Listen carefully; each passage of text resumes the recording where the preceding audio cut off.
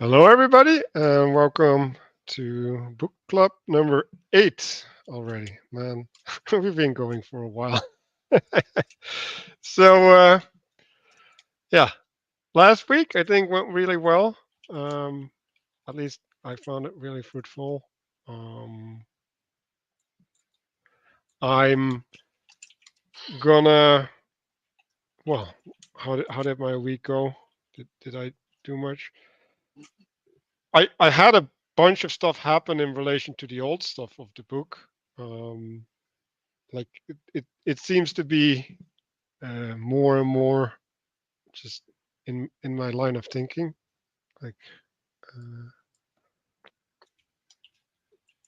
there's a cultivation, and when reading the new chapter, there was a like I made a lot of notes in the book, so um, there was a lot of inspiration happening, and that's the thing that I've been noticing most.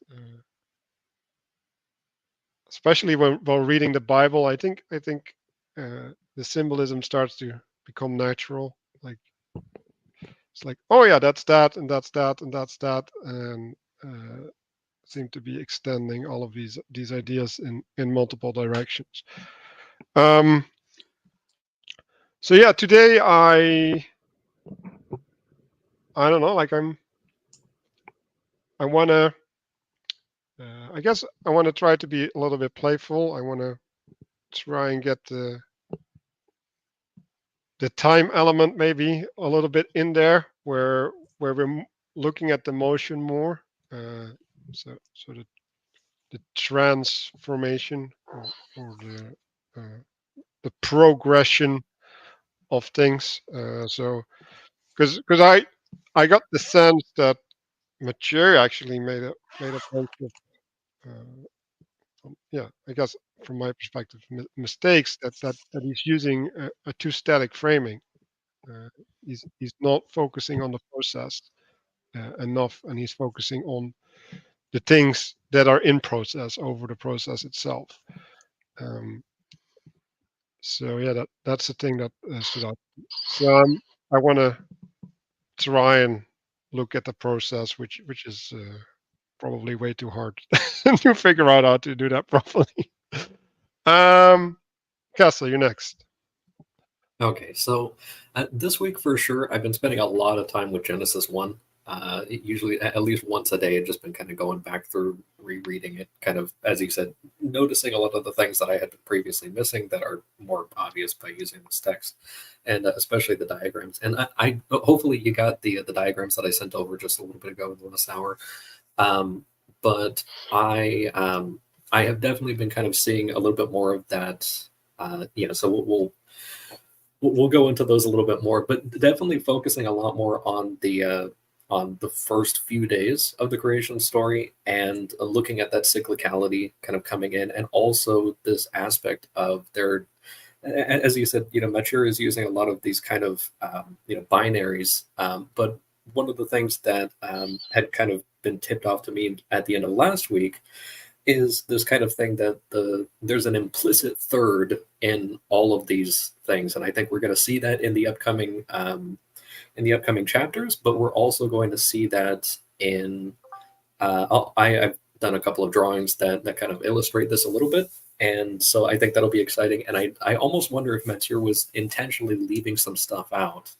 Intentionally or not, I'm not sure, but it seems like as we're going this way, we're going to start seeing a little bit more of that third thing being revealed. So I'm looking forward to that, and I'm hoping to kind of mediate a little bit in that regard, and still kind of processing a lot of it. So I'm looking forward to kind of hearing everyone else's perspective, and maybe something that I had been missing the whole time will just click out of nowhere, which happened a lot last week. So I have some notes on a lot of these things up to about 34, but not that many. I'm trying to not be overly structured and remain open to whatever sort of things come up. So that's what I've got.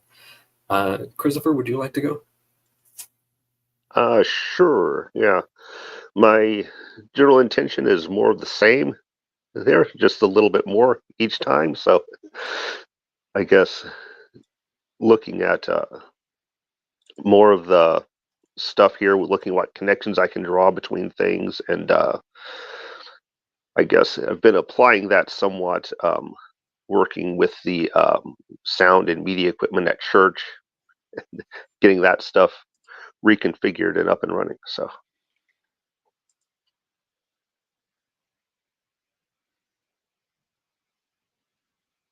different relationships, how they connect. RJ? Yeah, so this week my intention is to, as I wrote here, reflect on the time versus space aspect, as I suspect we'll get to naturally. But more precisely, I'm interested in seeing what you guys have to think about these two kind of juxtaposed ways of seeing things, the inner, the outer, from a certain perspective. Although that's not the best way to frame that, but we'll come back to that later.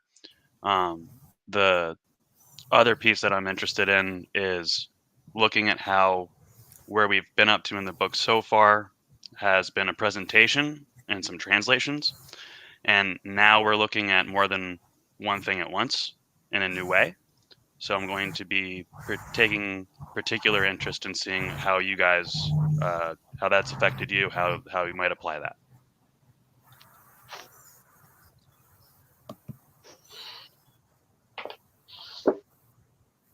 Elena?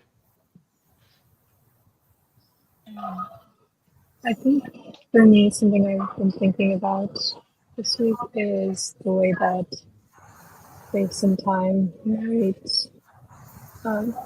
different people might have different relationships to those two things, and the way that I relate to them might be different than people that I might have a relationship with, and just trying to figure out how to maintain connection in a relationship in those differences. And that's kind of how I've tied that into what I've been through this week. Mark?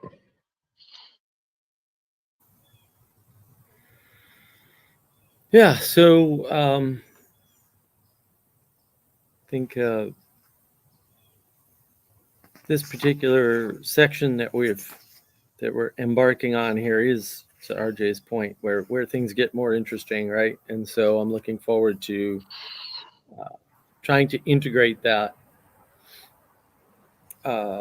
new biblical sort of cosmology with the with what we're seeing around us today, right? And relating it to the real experiences that people have, so that it's not done in a way that is scientific, like it's being done now, right? Which I think is really the key to solving the meaning crisis. So as usual, I'm here mostly to see how where everyone might be stuck, and hopefully participate in unstucking them.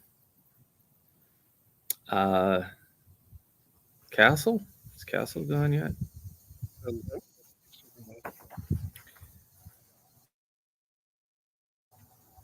I don't know. Who, Christopher then? Has he gone? Yeah, I think everybody but Danny has. Everybody went? Oh, all right. Then I'm in the last. Oh, cool. Well, other than Danny, I think, or Daniel. Yeah, so I'm excited to get to this part of the book. I think this time and space concepts are very broad concepts that are very more generic, chaos and order, cause of change and stability versus stasis. I'm interested to hear what other people have to say about it. We could definitely talk about this topic at great length. I think I think with respect to time, or in the emphasis on cause of change, I'm interested in paying attention to noticing how belief-oriented attention, or how your ambient thoughts and mental diet changes the way that the world manifests around you. That's something that always goes on, but I'm interested to understand how this lens and other people's interpretation of this cosmology is actually applied in that manner in their own lives.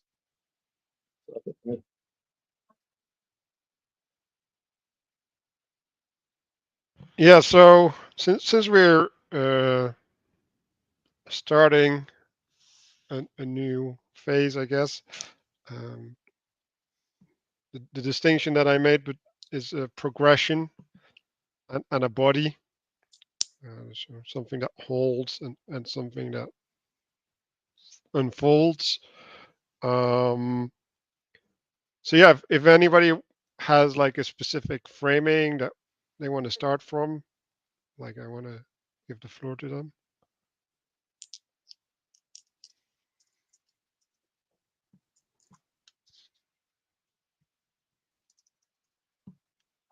So I guess I'll put on the slide. So here we have the day with 4 parts, and it's interesting because like in my mind you can also set it into 3 parts, because midnight is darkness, right? Like it's in some sense absence. It's where you're supposed to be asleep. It's the beginning of the day. Um, and I had a conversation with RJ around this, and I see him already reacting. So I'll just let him go.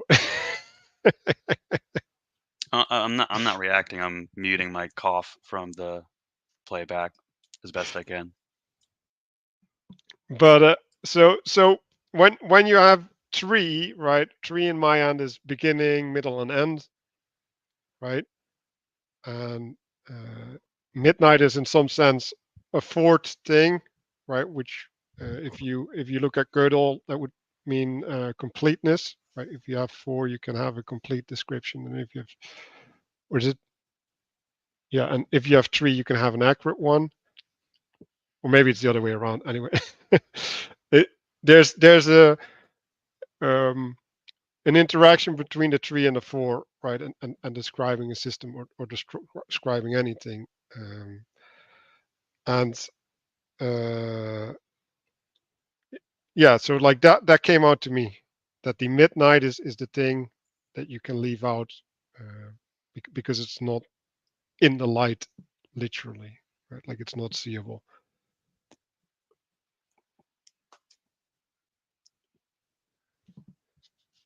And I think it's also important to see that the day, right, that we use is starting at midnight. So it's born from there. But that's an excellent point, Manuel. And that was actually where I was going to vigorously agree with you on that point. And while we see the sun here in the diagram, it is not insignificant to note, I'll say, that it's a lunar concept of time in the sense of days start when the nighttime begins, is the easiest way for me to say it. But some of the rules include like 3 stars in the sky means that's the next day. So recognizing in a certain way that the day might start at the midnight point is something that I'll vigorously agree with on that point. And I also read that in Genesis, um, there was an evening and then there was a morning one day. Right, so they also start with the evening there. Yeah. Yeah, I don't think they differentiate the noon at all. I mean, the purpose of the 4 is to have the high points and the transition points for full contrast, right? So can't understand night if you transition from evening to morning, because it's the deepest part of the night. And the day begins when the flip happens, right? And the flip is from increasing darkness to decreasing darkness. Noon is the same thing in the opposite direction, right? The day is waxing. That's how you would say it if it were the moon, right? You're waxing. And then from noon onward, roughly speaking, it's not usually noon actually, but whatever. Then it's waning, right? And going. The purpose of the 4 is to show the cyclicality by having a contrast for each extreme transition and the extreme state of light or dark. And so that's to demonstrate and I know he has this cast and opposites, is demonstrate the inherent connection between time and space. And this first diagram is a bit of a trick because you actually don't understand it until you read the chapter. So this diagram makes absolutely no sense until you read the chapter, which is the right way to do it, in my opinion, but that's a different, now we're arguing over best ways to write the book. So I think it's fine. I just want to tack one thing onto that, Mark, by noting the directionality of the arrows. We have not seen, in the scheme of things so far, all that many downward facing arrows. And on top of that, we see that the arrows that are on the circle of the diagram are moving counterclockwise. So just to Mark's point about trying to figure out what those mean, we may be best served by taking the chapter as a whole. If I could add to that as well, it's also demonstrating well with the image of the sun there, kind of going down on the left, that it's the sunset on the west side of this image that we're seeing as well, and also that this will get kind of elaborated on a little bit later, but of the different aspects we've been seeing a lot of this kind of like up and down, and then also like the left and right, and that the cyclical time is associated with the left, whereas stable space is associated with the right or the upright and straight. That reminds me, Castle. There's one thing I almost forgot to note. The farther back you go, like chronologically, so to speak, the more people tend to look at what's on top as being where the sun rises from, and that what's on bottom is where the sun goes to rest. That's not true amongst all cultures in the world, but that's fairly true. It's actually where we get the word orientation from, because orient is east. Yeah. So that's just an important note to your point. Thank you so much. That's good. I like it.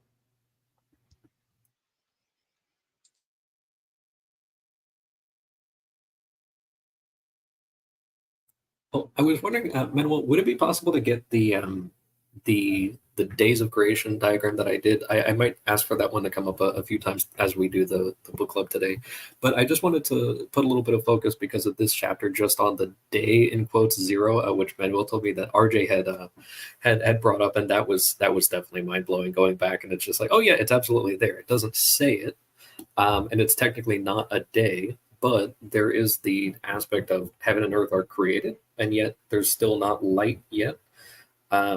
And then you have night and day are created, as well as the light and darkness, but implicitly the time cycle is also established in that one. So we're starting to see that kind of third thing emerging at the same time. So you start out with God, and then you have heaven and earth, and then now in microcosm, you're seeing light, darkness, or night and day, and then the cyclical time that kind of keeps them moving cyclically.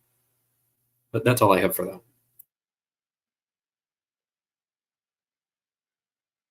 Yeah, so if we go to the next page, right, you have the graph of the cyclical change, right, and that's contrasted with modern time, and I think modern time is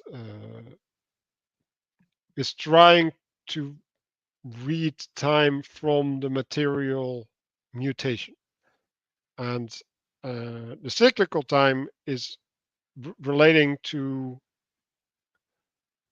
the principles that make change happen in the first place. And yeah, so he's calling it the cosmic cause of change, and I had somewhat a problem with the word time. Like, now I should have looked up the etymology of time, but like why not just change or progression or cycle, right? Like why are we placing this in the time frame and contrasting it to modern time? Well, actually, that's what modern time is, explicitly. I'm looking at the etymology. Oh, go for it. Sorry. Yeah, that's how it's measured. Like that's what an atomic clock is. It's a measurement of change, like explicitly. Like there's no difference. It's just that we look at a clock or at time as such as an independent artifact of the world. And that's why people right now are talking about, is time speeding up? The answer is yes, it is. That doesn't have the effects that you think it has if you have a scientific mindset, because what that means is that the rate of change is increasing. It's all that time speeding up means. So rate of change is increasing. That's actually how Einstein's relativity works and everything else for real. Right? The relative speed is different. Yes, right. Which means time moves at different rates depending upon location and other factors, right? Which are orthogonal to the book. That time and change are the same word. Time is just the expression that there was a measurement taken. If I could also offer the etymology as I'm kind of pulling it up here, it looks like time comes from the root form da, which makes up all or part of time, tide, and let me see, ordeal and demon, and it all comes down to divide. So it's this kind of like multiplicity, or kind of separating out that that's taking place there. It also forms part of epidemic and pandemic.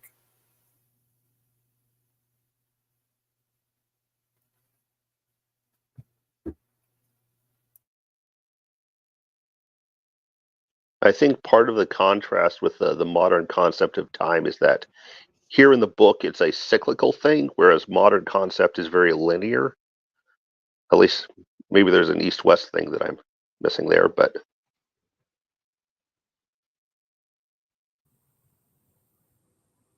No, yeah, that's correct, right? We look at time as a marching onward, right? But actually, we measure it in 12-hour or 24-hour segments, right? Depending on which clock you're using. So, a standard American clock is 12 hours, right? Military time is 24 hours, but they repeat all the time. And this is why I always got a little freaked out when people were like, the Mayans measured time cyclically. So do we. Right? I mean, I don't know if you know this, but we've had a January 2024 and there's going to be a January 2025. Like, I don't think our time is cyclical, right? We just like, I don't know what to say. We add one to the stupid year, but then everything within that is identical, right? There's no difference beyond the remainder, right? Which is where you get things like 29 days occasionally in the month of February, which comes up later in our readings. But yeah, you don't get rid of the remainder, but also it's very cyclical. Yeah, so I think if you look at the graph, right, like what we've done is we've made time into a space. So we've squared the circle. And then because we use the square frame to look at time, it looks like a square. That's basically the move that we made. And well, I'll get into this later, but the words that I associated with time is process, renewal, and breadth. And the ones that I did with space is consistent, structure, and life. Why did you associate breath with time? I'm sorry? Why did you associate breath with time? Well, because breath is like, I actually had some profound experiences today with actually breathing, and when I stopped trying to interfere in my experience, like actually my breath stopped. So there's a way in which the movement of your body is the reference for a bunch of things in which you live, and And so like I speak with exhaling, right? And when I inhale, there's a time for reflection, right? And these are all integrated within just the fact that like my vocal cords work better when I exhale, right? And I have to inhale. So now using that cycle, and if I participate in that cycle properly, I can use these moments that I inhaled to readjust, reorient within the conversation, right? So there's a cyclical element that allows for the progression, and that's what the breath facilitates. Yeah, and I think I mean he says right here the second distinction is that time does not refer to any change whatsoever, but to cyclical transformation, and the breath is completely cyclical and it's a transformation, right? You're taking in, we'll say good air, and exhaling, we'll say bad air, right? I mean there's probably no better representation of time than breath itself, and especially in the Eastern traditions, they associate with slowing time down with breathing exercises on purpose. It's a very deliberate and clear association that's made there.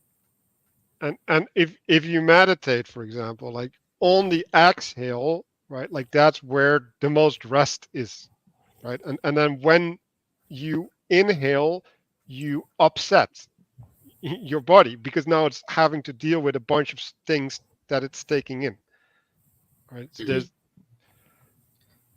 If I could add one thing to that as well, one technique that people use for like if people are hyperventilating is that they don't tell them to take a deep breath. They tell them to completely exhale as much as they can before taking the next breath. And it is just kind of like, okay, do the complete cycle. You know, like you need to cycle yourself so that you can get back on track. right. And so I've been thinking about also like religious practices, right? So you have practices that are in the spirit, right? So that those are using the cyclical, more energetic aspect, right? And then there's more contemplative practices that are using a more stationary, more rested framing, and those have specific distinct qualities, and they both have their place, and they both need to be integrated in some sense, right? Because you can be contemplative all you want, but if you can't, when you are in the participation, right, like when you're in the heat of the battle, you can't use that which you've contemplatively integrated, then like it's still worthless. Like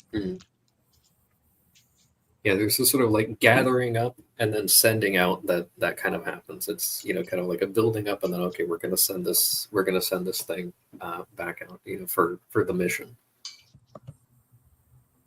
right, and well, you can even see it like the book club, right? Like the book club is a like a day, right? And then the book club happens within a week, right? And there's these two cycles that have a relationship to each other.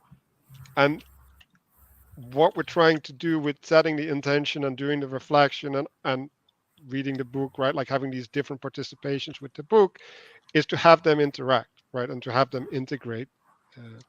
And so that's the way that I look at the time. It's like it's not one cycle, it's like a bunch of cycles that overlap, right? And therefore they dislodge, right? Like it's like the moon reinforcing the ebb and flood cycle, right? And so like if you just add like a bunch more moons or whatever, like then the water becomes like completely irregular at some level, but at another level it's still regular because it's still ebb and flood. It's just how the ebb and flood manifests are different. That's good because I'm seeing with that example now, this with the example of the book club, that we're all here to kind of exhale our findings and our intentions and everything like that, and then by the end of kind of doing this book club, then we're going to have kind of our new mission for the rest of the week, and then we're going to inhale as much stuff as we possibly can. We're going to intake the book, we're going to intake the experiences, try to formulate that so that we can then exhale it again for the next cycle. Yeah, and a different way is like, okay, so you've inhaled, right, or you consumed, right, you've eaten the bread, and hopefully that bread gives you a structure, right, like it gives you a space or a frame or a container to operate in your life, right, and then within that, right, like that's gonna deteriorate, right, because you can't hold it, and also like it might not be functional for an extended period of time, right, and so like that's where the renewal happens, right, so like it's the space that you create to participate in shouldn't be maintained, at least not in a dogmatic way, right, like it needs to be updated in that breath cycle. I guess my take in reading these chapters is quite different, or in some sense, the emphasis on page 100, when he contrasts time as being the cause of change versus the possibility of change, the emphasis that my eyes see on time, or it says on page 100, the influence that carries reality from one point to another. To me, that sounds like belief or faith or confidence. And so the metaphors given for time, like water, chaos, and change, all the changing phenomena in the world have to be interpreted. And so I see time in this cosmology as being like the cycle of breath through which we arrive at different spaces. So in other words, time has more to do with things that move belief. And so when they speak about times where time is dominating versus space is dominating, in my mind, I'm thinking that more of when time is dominating, I think of that being more of the mutation of belief as opposed to the stability of belief. Can you point at the connection to belief? Like, can you explain that a bit more? It's not explicitly stated. Well, in page 100, it says that time is the influence that carries reality from one point to another. So you could give a metaphor like, why did the pool balls go into the holes on the pool table? It's because you could talk about the physics of the angles, or you could say it's because the shooter wanted it to be so. And if he wanted it to be so, he was playing the game, trying to prove something, trying to win a bet, trying to impress somebody, etc. Right? And so, like, or you could think about it another way of like an old adolescent. Like when they say that age is just a number, if you think about somebody who's like in their 60s who's still an adolescent, that's somebody who has not allowed time to move them in the way that, right? Does that make sense? So, I mean, it's more of a fundamental cosmological difference about what moves the world. And so if the definition here given of time as being the influence that carries reality from one point to another, if reality is composed of attention, when I hear the word time, I think about the process of mutation of belief. And when I think about stability, I think about more of a confidence or a crystallized state of belief.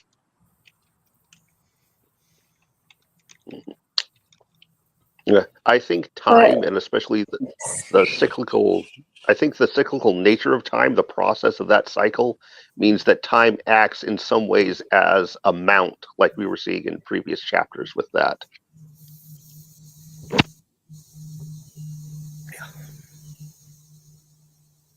Yeah, also the example you gave of somebody who's 60 as an adolescent, the reason that you can kind of put that on them is because time has passed, though.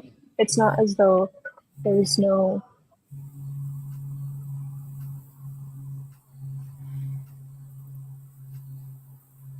I don't know how to say what I'm trying to say, but the passage of time is like it's outside of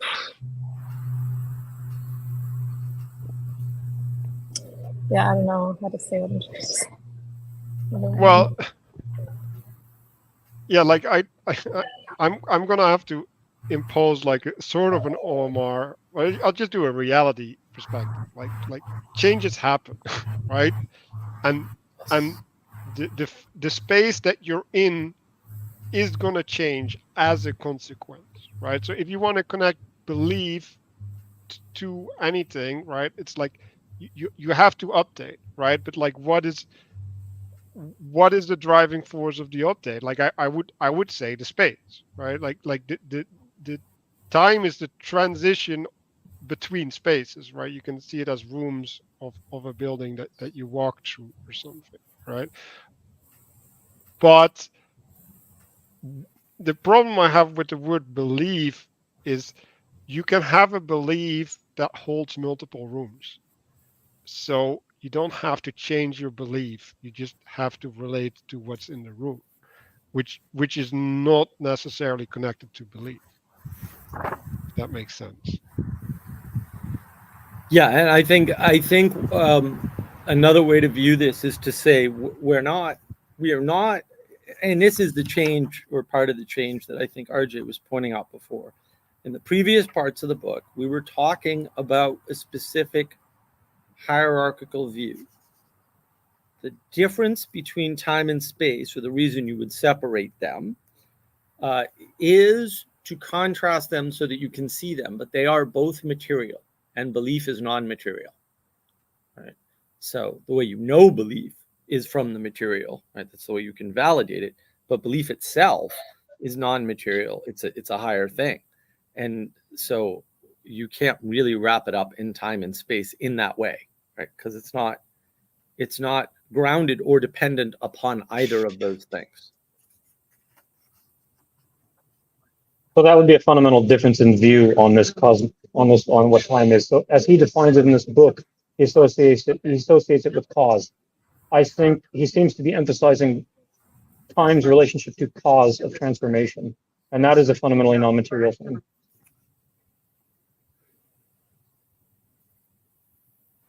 Yeah, time, right. Cause is not material and time is, right. That's true. And yeah, like you could say, right, like time is the four seasons, right? And like the four seasons is that which manifests the material four seasons or something, right? That there's a form that's separate from the four seasons. Or better yet, you can just have the human life cycle, right? So there's forms of baby and the forms of child and forms of whatever, right? And like I see like time is like a progression of the spirit, right? So like there's an unfolding into the fulfillment of the telos. So there's a something pulling, right? Or you could say something is pulling or something is pushing, like, and I don't know which one of those frames is correct, or maybe it's both, right? Like maybe it's the pushing that goes into the pulling or something. And then in what is pushing, right? So you start with the seed, right? Like the seed can only occupy a certain space, like you can use the physical analogy, but also spiritually, right? Like a small plant cannot withstand certain things that a big plant can, right? So like the capacity of the seed is limited compared to when it's grown, and so like there's a capacity, and then there's the what is it? Well, the telos that is dragging that capacity into bigger and bigger phases, right? Like at a certain point, it gets leaves, right? And then it can do photosynthesis, right?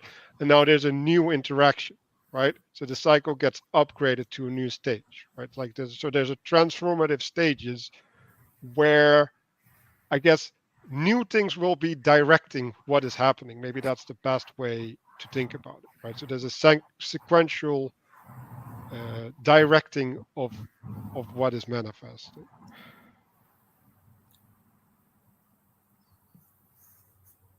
I'm not sure, but I think this goes into one of the questions I had for the diagram on the next page. It's a bit of a broad one, but I just want to hear somebody's thoughts on this. So what's the significance of the fact that space is depicted as functioning within the frame of heaven and earth, and time as periphery to the periphery of that duality? And that one kind of makes sense in what we just talked about, but what does that say about the relationship of time to heaven and earth, and more specifically the symbol? So this is what I think. Like people should correct me, right? But so you have the ego or the top, right? Like the heavenly thing on top, and then you have the mediating aspect, and then you have the lion and the bull, right? And I think time is this turning, right? So you have the bull eating the lion. Okay, so my thing with that is that the vertical axis, he says on page 116 that time is a powerful influence that eventually overturns everything. In that sense, time or chaos or the Ouroboros eventually overturns heaven and earth, which is that it doesn't overturn heaven and earth, but it overturns the access that is knowledge. And so in this case, the time seems to be in like primary because it is that static force of process which influences, overturns heaven and earth and the knowledge that comes out of it in such a way that from our perspective makes it seem dynamic, or in the perspective of that the symbol which is in the middle. Yeah, I would say that is true from a human perspective, right? So if you are dogmatic, right, like what you're doing is you're locking the space, right?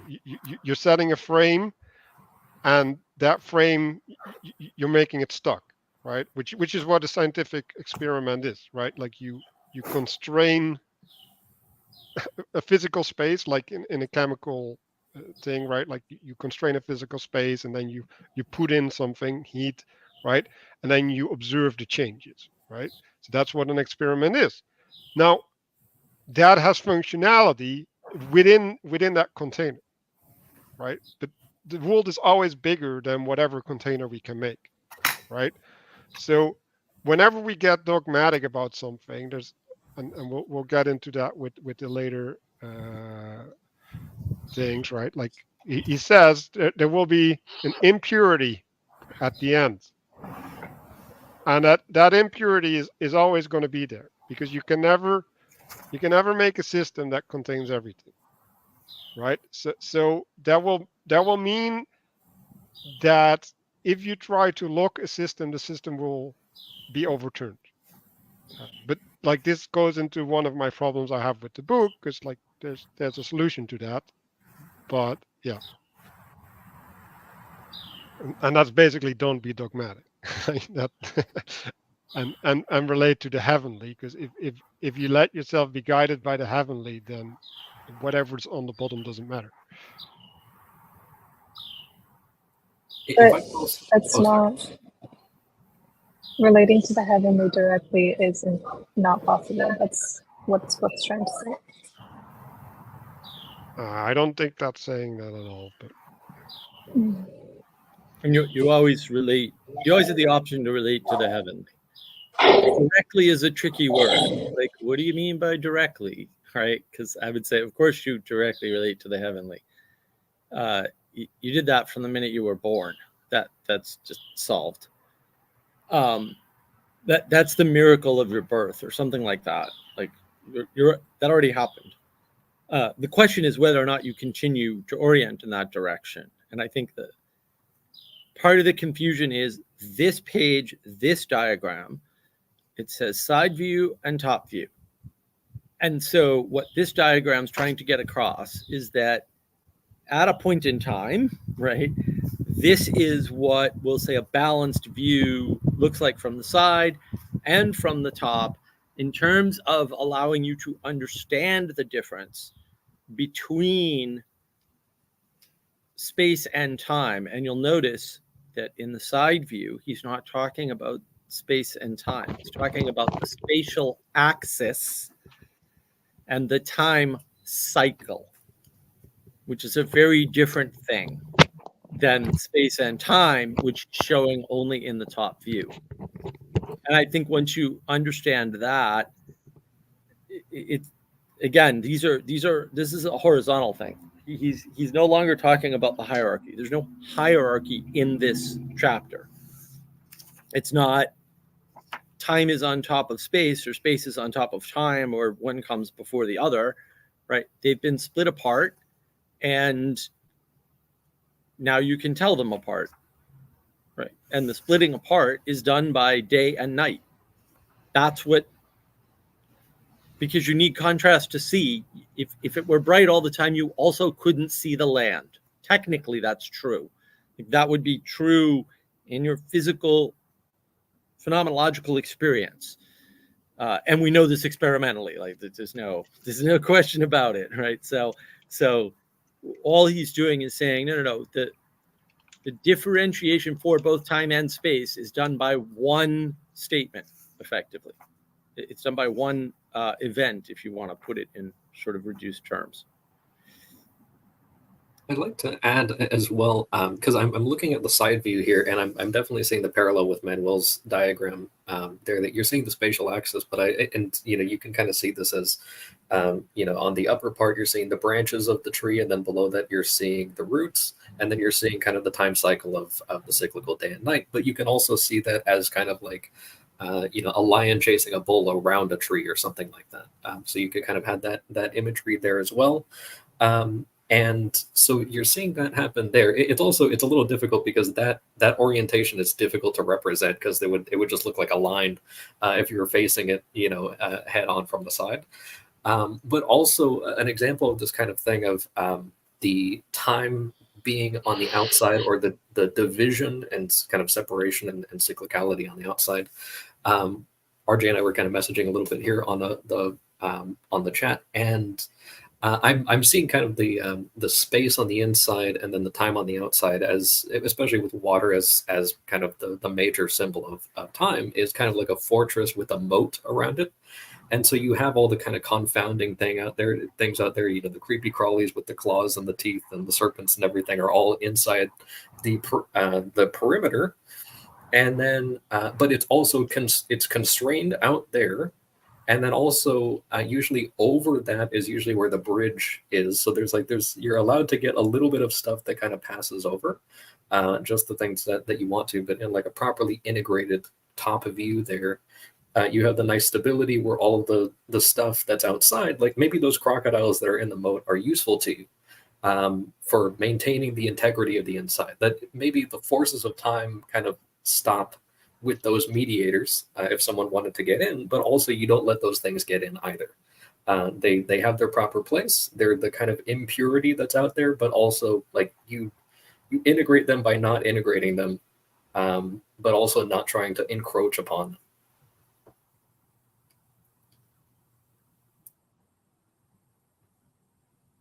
So, like a bunch of things, right? So, like, I don't like the fact that time and space are put in opposition, because they're not in opposition, right? Like, they're codependent. Mhm. Like time manifests in space, and like space needs time to be. And I think when we're talking about a cycle, so that's on the left side, right? And when you connect that to a day night, right? Like that's stages, right? And then you have progression within the stage as well, right? So that's different levels of manifestation of time, right? So there's a transitory time, right, where you have transformation, right? You go from something that grows on the basis of the food in the seed to something that through photosynthesis can make its own nutrients, right? And that is a transition. That is a phase shift, right? Like I walk through the world, and I'm stupid and I don't notice something, and then at one point I get this revelation, and now my interaction with the world completely changes, right? So like there's a before and a after, and if there's many before and afters, right? Like you progress, right? So that's where you get the linear understanding of time from, right? Like, but what is this linear understanding of time, right? Like if you go back to the breath as the small cycle, it's just a bunch of cycles repeated, right? That uh, go through a phase change, right? And like it's still the same cycle, but now it's oriented or it's interacting differently and it's doing different things in the world.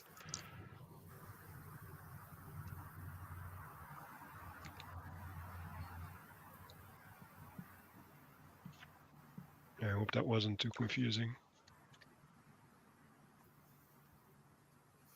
I think that was good. If I could just make one last thought of the things that I had kind of pointed out here, just on the previous page, there's just in that little bottom note that Matthieu makes, he's kind of reiterating a thing that that he had mentioned before when he was explaining, the formulation of the words, and he had that kind of funny example of that. I actually don't remember it was the holy temple versus like empty hello, and he was kind of showing like, okay, if you jumble up the letters you can get a completely different meaning, and it's this kind of idea of not trying. He says here, from a spiritual perspective, the technical explanation of time is the equivalent of explaining how a word was written instead of what it actually means. And he uses in that previous chapter kind of this example of, how do you write these words? And it's like, well, you have 4 vertical lines and then 7 horizontal lines, and you arrange them this way, and it's like that's not actually how people do that. And I think I just wanted to kind of make the point here that a lot of these things that we're seeing are going to be things that people were witnessing, sort of patterns taking place, kind of like the lion chasing the bull around the tree, or seeing the day-night cycle or something like that, and they were more concerned with how they could participate in that rather than dissecting it and figuring out how it worked. And they found that perspective more useful. And another way to say that is relating to the parts or relating to the whole. Mm-hmm.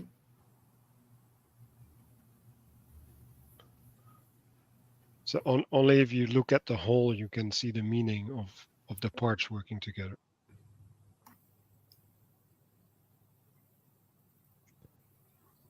Okay, let's move to the same thing differently. Manuel, I just sent you a photo.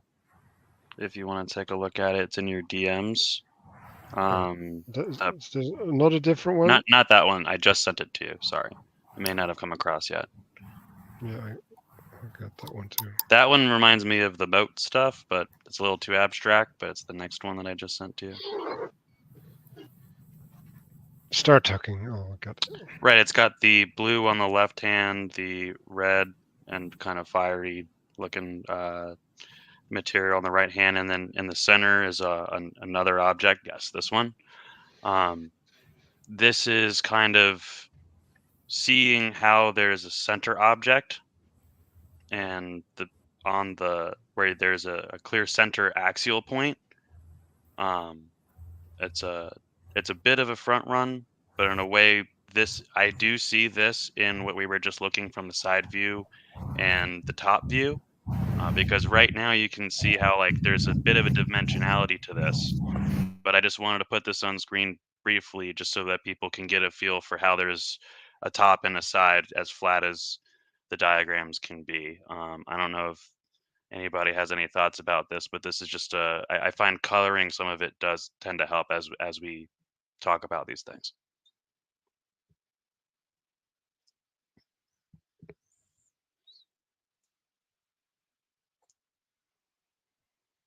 And just so that people know what we're looking at, these are actually all square objects, even though this looks, like there's a hexagon here. That's actually an object that's a square with a bunch of, it's like origami.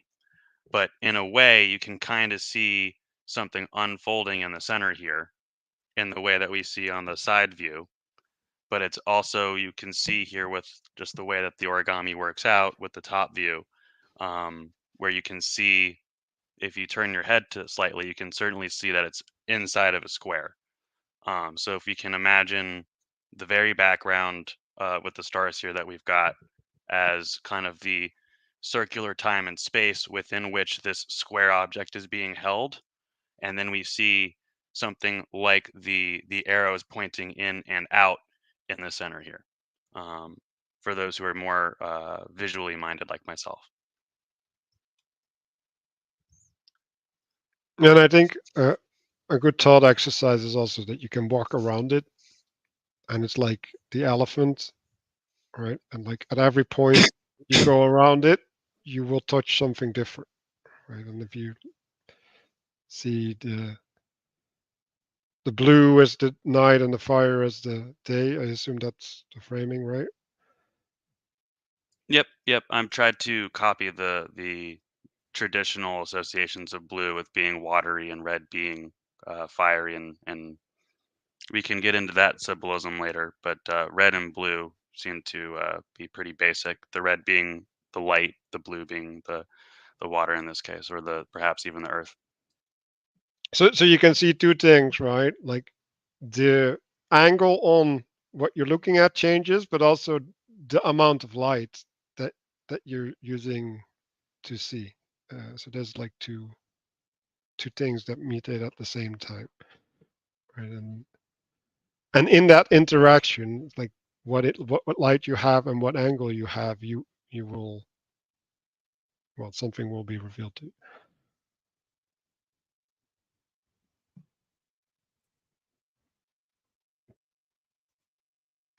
Okay. Does anybody? Well, I got this chapter stood out to me that they're now starting to introduce like some movement, although it's still phase changes. Just going from A to B, not having A unfold, I guess.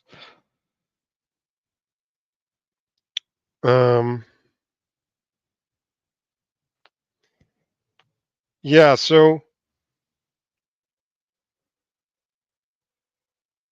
there's it says the construction of a dry world on the second and third day, right? But that dry world presumes a pre-existing structure that it can get into, that allows for it to be embodied. And you can say, well, that structure is spoken by God, right? Like God said this, and the speaking is the law or the structure in which the space can manifest.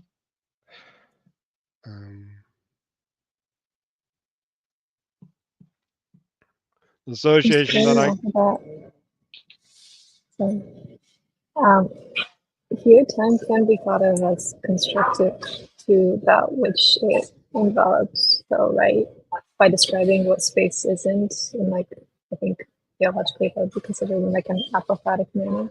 Is that where the waves in the picture in the top of the next page are in the shape of a square stuff? The next page. Yeah, at the very top.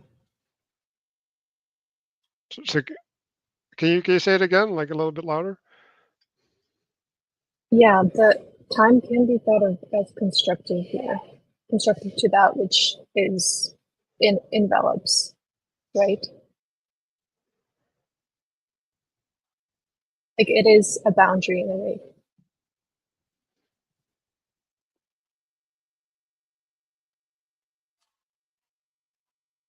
I have to think about that. I don't want to. It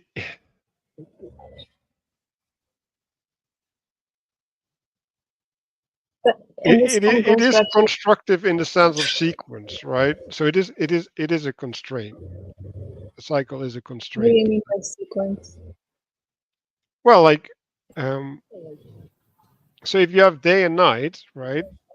Like that day and night only allows certain things to happen, and it disallows for a whole bunch of other things. Yeah, I mean, morning, afternoon, evening, midnight is a sequence. Yes, but even the fact that that's not really how I meant it. That makes sense, but that's not how I meant it. It's like a border. The change is a border for what's inside, and it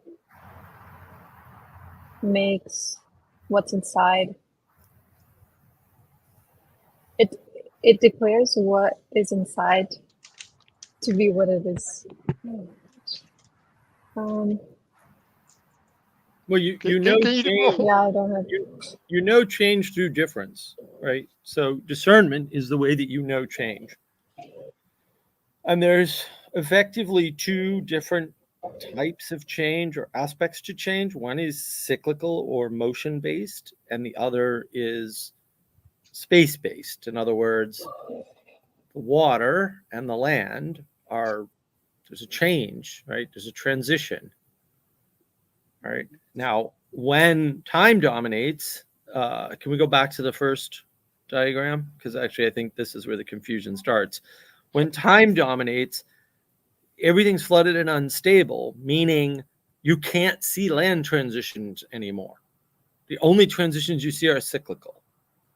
And so again, the question is time speeding up? The answer is yes, that's a flood. That's what the flood is. It's not only what the flood is, that's one aspect to the flood. We are in a flood, or maybe many floods, certainly a flood of information, right? And then what that means is, from our perspective, when time dominates, it's just chaos for us. That's what's happening, because the primary discernment of change in the world is cyclical. And then we're always looking to, quote, reestablish order. Jonathan Pageau talks about this as, the inevitability of tyranny. Oddly, Plato in book 10 says, in book 8 says exactly the same thing, right? Like, you've got this democracy, and then tyranny has to assert itself, right? And he's got different reasoning for why that happens. But then you get the space dominates, which is dry and stable, right? But now there's no chaos from which to draw greater order or something.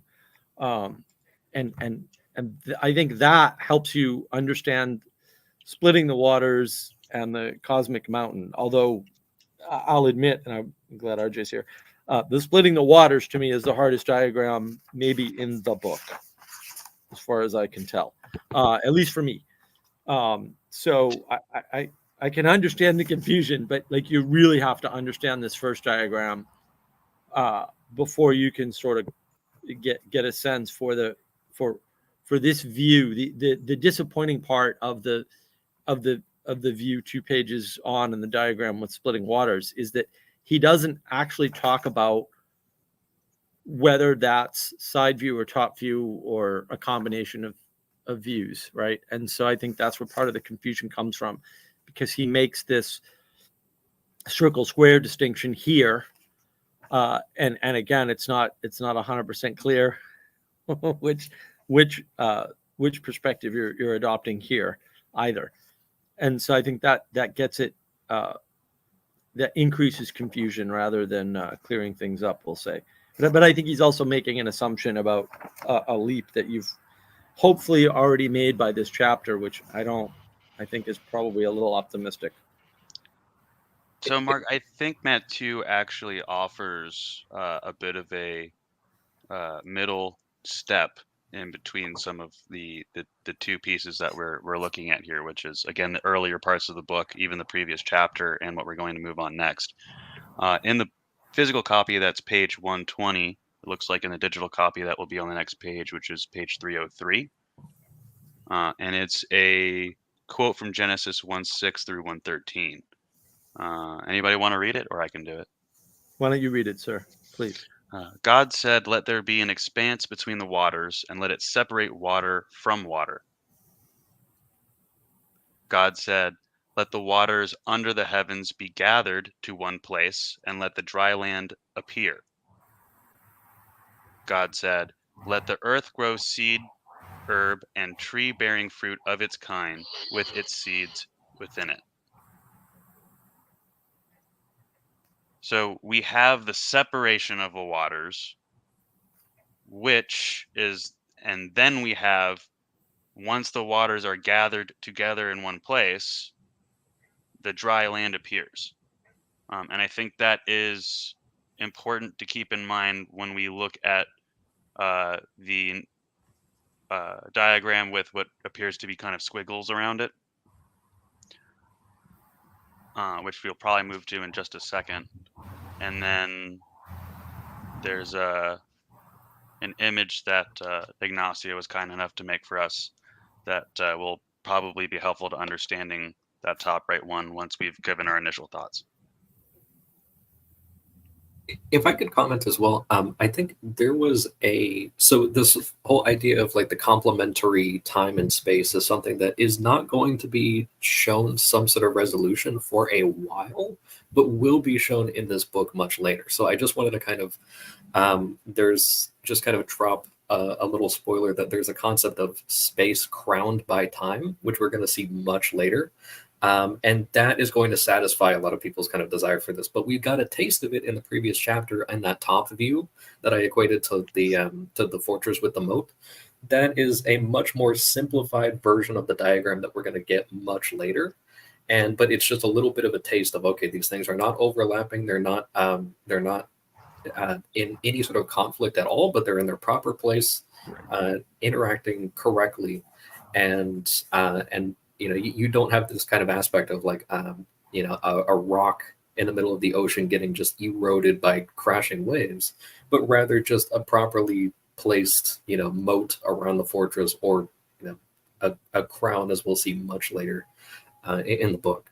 If I might ask, because we just talked about the first 3 days of creation, could I get the diagram that I had made on this? So I did recognize the kind of issue with these diagrams as well, especially with the separating of the waters. So we have the beginning, the sort of day 0, where there was, it was without form and void, and then you have night, day, and time are created, and after that, it's to be assumed that just before the day 2 diagram that we have here, the whole thing would just be all waters unseparated.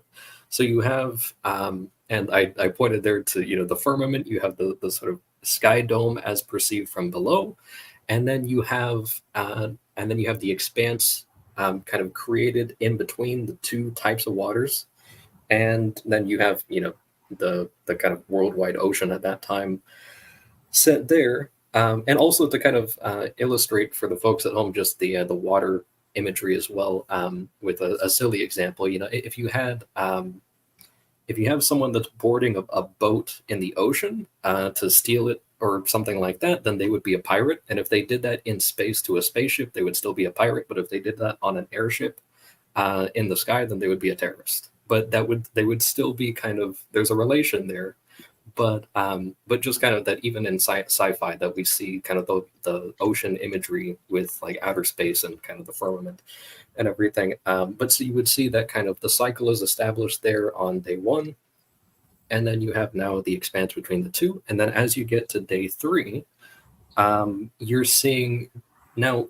I will kind of mention this when we get to the next chapter, because the day 3 diagram I drew there kind of intersects between this chapter and the next one, with the dry land kind of coming out of it, and then vegetation coming out of there, which I denoted with the colors there.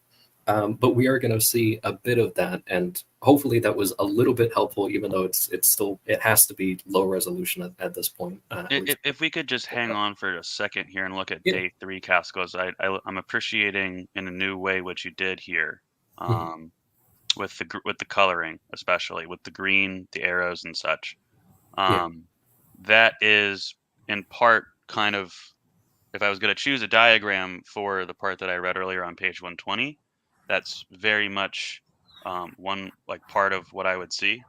Of course, we're in the chapter, so these next diagrams that we're sort of picking apart at the moment are connected as well. But as we move back to seeing some of these squiggles, the footnote about how the how gall means cycle and gall means wave becomes significant, because while we are looking at water here, the framing on within the circle and the framing when we do the splitting of the waters, it is related to what you've got here on day 3, Yes. from my perspective. So I really appreciate that. Well, thank you. And I do want to point out, and we will kind of see this a little later too, I did the dry land and vegetation coming out in a triangular form, because we're also getting into the spatial axis or pillar, or the cosmic mountain is coming up in these next diagrams. So just to kind of illustrate that a little bit, there's a complementary diagram that I did that is on another one that won't be relevant until the next chapter. But I just wanted to kind of point that out. And to your point about the gall, I do have a note here that it can also mean wheel and whirlwind. And I just wanted to tie that into both Mark and Christopher's comments previously about time being amount, and also time speeding things up. That's also what wheels do. And so you can kind of see that imagery with carriages and cars, but also with rushing cyclical waters and things like that. And I think we have, I think it's on the one of these pages. There is a part about Mount Ararat. I don't know if. Yeah, that's coming up. Okay. Let me see. Do you know which page that was on?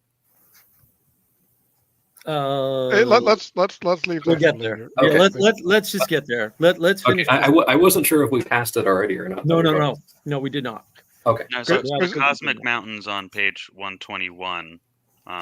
So it that's the thing that I was trying to gesture at earlier, is like we are looking at two things at once sometimes now. So I totally appreciate where you're going with that, Castle. But Thank you. I think I want to wrap this up though. So let's do that. So Right. First, I want to say that actually helps a lot, RJ. So basically, what you did was you showed me. I kind of suspected it that those 3 quotes that you read there. That's the sort of the Protestant way of linking the 2 diagrams together. Like what he's describing is the splitting of the waters. And then thank you, Castle, because that was very helpful. Although I might have tried to integrate the square on the 3rd one. So that actually only leaves me with the outside squigglies to worry about on the splitting waters diagram. Yeah, I wish there had been a square instead of a circle in day 3. But I understand what you did there. That's very helpful. I have a bunch of things to say, right? So, like, first of all, creation is a cycle as well, at least from my perspective, because it's the week, right? 7 days. So we have to realize that. Secondly, the significance of the expanse, in my sense, is in the space between the heavenly waters and the earthly waters. Only when that mediation happens, the option for land appears, right? Like because now the thing from above can go down to what's below, and if it's flat, if it's on each other, there's no transition, right? There's no conformation or transformation, all of that, right? And there's nothing that can be built in between. So I think that space is really important, right? And that space is where the mediation happens, right? So you can see that in the 3rd day, or that's a sense of mediation, or not so much mediation, but in information, right? Like it's the heavenly thing that gives identity to the 2 things below it, right? And they are then the building blocks for things that come later.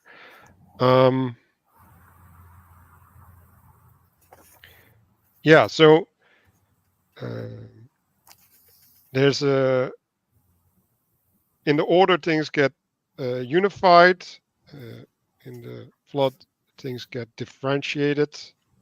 And one of the things that I wanted to say is you can see, right, like what is an order in time, right, or a cycle. Like that's so in some sense also a space, right? So now you get in this weird thinking, and maybe that's what you were pointing at, Elena, that there's a spatial quality to time. Yeah, they're linked to such an extent that, like Mark was saying, you need the contrast for one or the other to exist.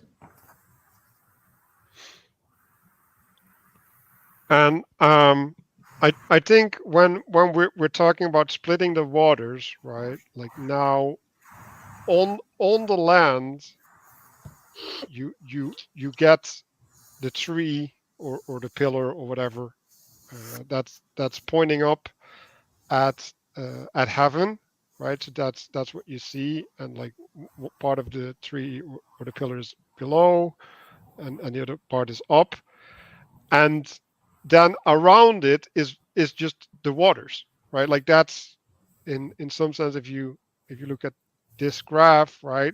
Like so you have the identity and you have a form, right? An incomplete form or somewhat complete form, and around it there's still unknown.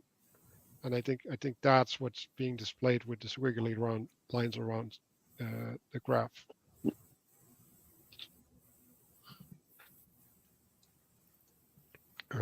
Manuel, if we could show up, throw up the picture I sent you first today, right?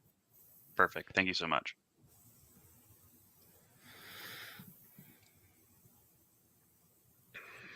You want to describe it, or I'll give it my best attempt. I think the thing that I'd like to focus on here is to draw those who've been with us from the beginning, or those who can go back and check. I think it's session 3 or 4.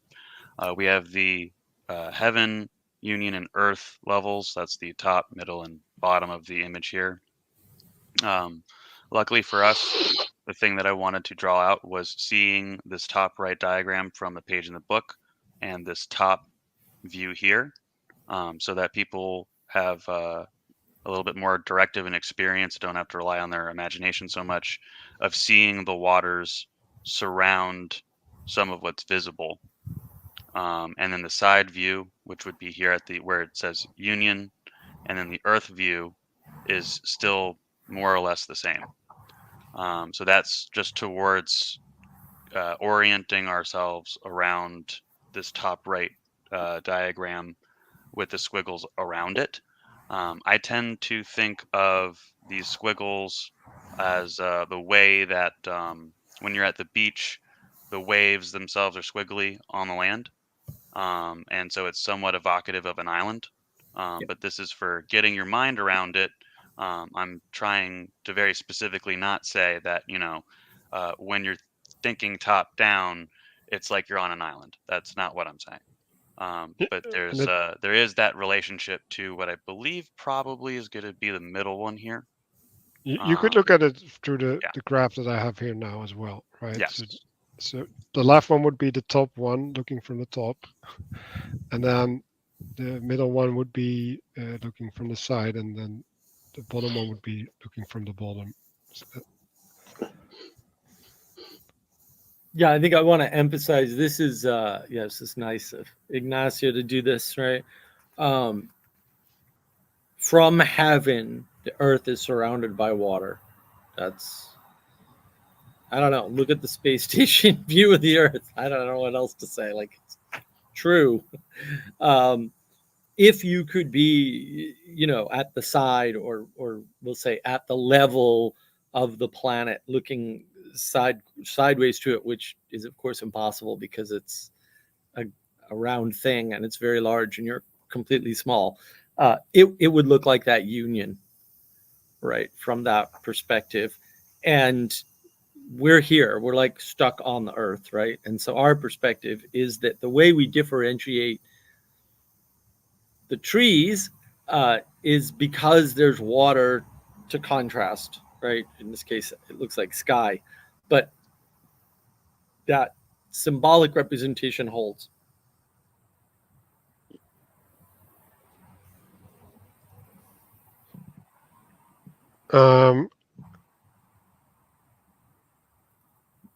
So I wanted to go to the Cosmic Mountain. I also like the first thing that I wrote down is this is the cross. It's also north is heaven, south is earth, east is start or the bird, right? West is the completion or fulfillment. That's the thing that I saw in there as well.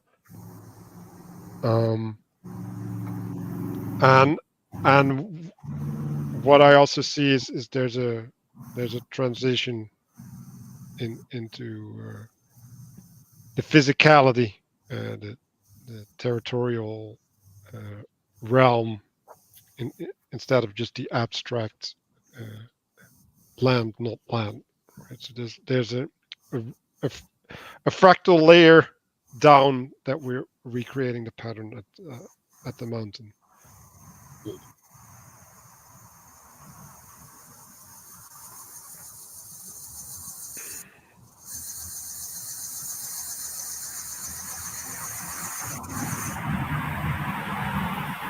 So I guess I want to read the time versus space psalm. Like the first sentence is, whoever established the earth on its foundations. And I had a question, like, what are the foundations of the earth?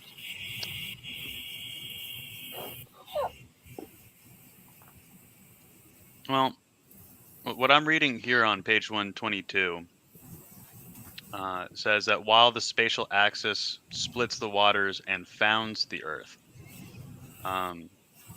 So it's not, maybe I'm just misunderstanding how you phrased it, but that's kind of where I'm seeing a little bit of a difference, that they're kind of not, they're not disjointed.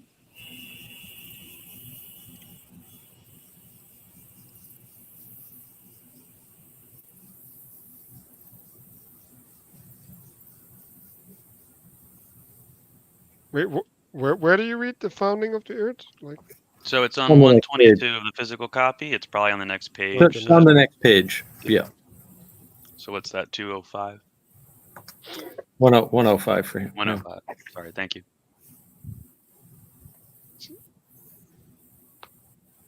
Right, it's essentially it's the last sentence of the chapter. The cycle or wave swallows space and overturns the earth, comma, while the spatial axis splits the waters and founds the earth, period. In general, there's a constant tug of war between the dominion of cyclical time and the dominion of spatial stability. I mean, it's a little bit hard to parse that, but again, I kind of come down on just phrasing it as they're not disjointed, and one is not.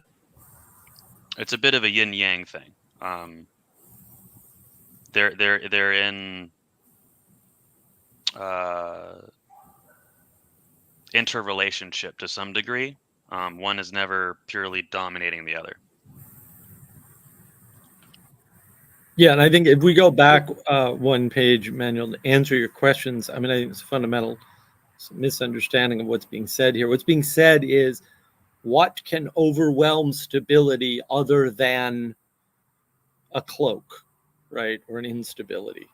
But it's, again, it's not an opposite. It's not an instability. It's a covering, right? And so you have stability and you have covering. And why would covering interrupt stability? Because you can't see where the stability is.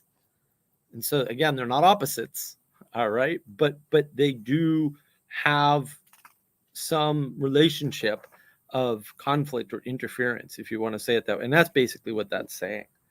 You can't kind of stop in the middle of the question to understand the question, because the question's a complete, in some ways it's a rhetorical question because it's being answered in the next sentence, right? And that is related to the phenomenological experience of the world, right? When you're not sure what's stable right? If you don't think you understand how your government works, you might leave the country, right? That's where all immigration comes from, right? Or if you're not certain that your government won't behave in a fair manner to you, in other words, it's not stable relative to your way of life, you'll leave the country. Like this is how things happen in the world. So it's a symbolic description of, and there's many things like that, right? Like if there's a sinkhole outside of your house that's threatening your house, you're going to move. The stability of the earth hasn't changed, but there's a cloak on part of it, and suddenly you don't know if the sinkhole is going to eat your house, so you have to leave. Like that happens, and that is the ambiguity of the foundational certainty of the stability that's created by the splitting. I'm also Right, but Oh, go ahead. well, I think the first part there, well, both parts I think are referencing Noah, right, where the flood covered the earth again, and when I say they fled, or when I say when he when I read they fled at your rebuke and hastened away from your thunderous voice, that's the reestablishment of a new paradigm, right, or a new covenant. And the mountains rose and the valleys sank. So there's there's new mountains, at least the way that I see it, right? And then the association with valley is that which holds life, right? Because that's the Yeah, but all that happens as a result of the flood receding or the splitting. yeah, I get it, but Right. but when I say new paradigm, like I basically mean new foundation, right? Because Well, it's only new in that it's unveiled because the waters are no longer covering it. I mean, in some ways, it's OMR, right? The mountains and valleys were there and couldn't see them, which means you couldn't live on them. Like yeah, but the flood is. I think the point is, and I think this is what happens when you go through a transformation, right? Like the thing that you build upon, right? Like the mountains and the valleys are changing, right? So like if in some sense Noah's flood is like the baptism of earth, where you get a renewal and an actual life of earth instead of whatever happened before. Yep. One way to look at this, though, at least the first two sentences there, or first sentence and partial sentence there, is to say, hey, you made this thing and it's solid and it doesn't change. So how does everything happen, right? If you have something solid, it doesn't change, time doesn't exist, we can't operate. There's no such operation itself as a ridiculous concept. Oh, you cover it with the waters, right? Okay. So you introduce cyclical time into the foundation, and now all of a sudden you can do things within the foundation, right? Because otherwise you actually technically can't. And that seems to be what's being got at here, right? Where, and if you look at the diagram, at the last diagram there in this chapter, in chapter 32, I mean, I think you really get a sense for that, right? Because it changes from squiggly line to triangle effectively. It's one way to look at it, right? But also, again, the boundary type changes, right? So it's no longer this cyclical boundary. It's a set square boundary. And I think that's really all he's doing is meeting these two things. And I just, until RJ and Council really helped me out with this, because man, I was struggling on this chapter. I didn't really understand. Oh, he's using the text like explicitly because Protestantism or something. Whereas I like what Castle did. It's like I would have kept going with the diagrams. I wouldn't have interspersed the text at all. Or done both or something. So like. To me, that's what it's the battle that's being engaged in between time and space that is manifestation, right? Like that's how manifestation phenomenologically happens to us. That's how we know it.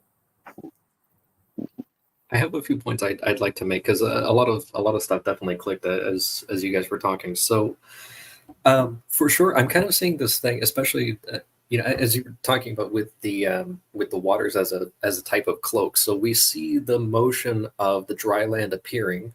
So the waters are told to gather into a place. They're told to lower, and then the other things that are beneath kind of rise up from the perspective of the observer. But we're also seeing so we will see an explicit diagram of this in the following chapter, but in the space dry land diagram on this page, you still see the kind of descending into the darker materiality as you go down through the different steps.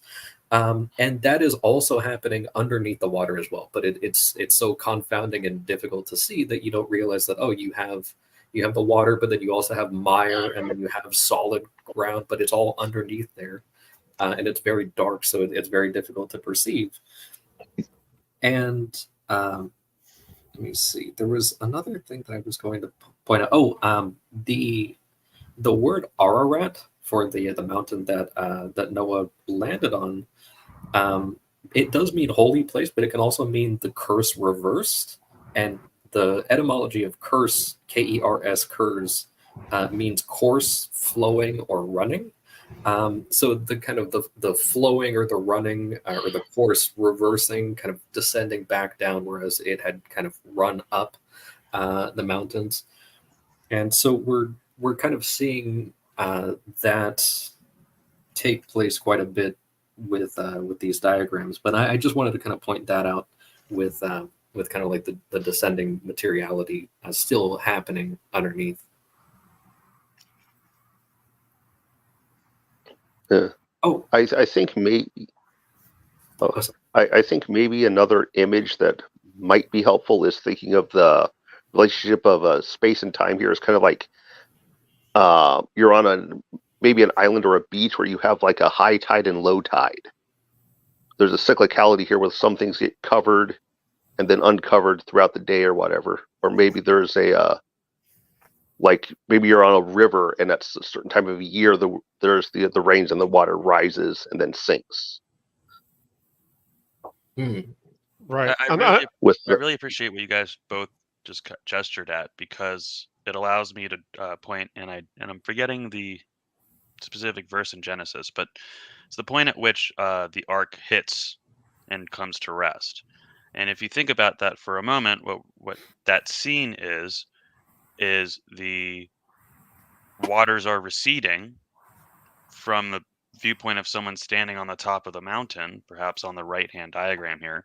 It would be as if the waters are receding and being gathered to their gathering place, and more and more land appears.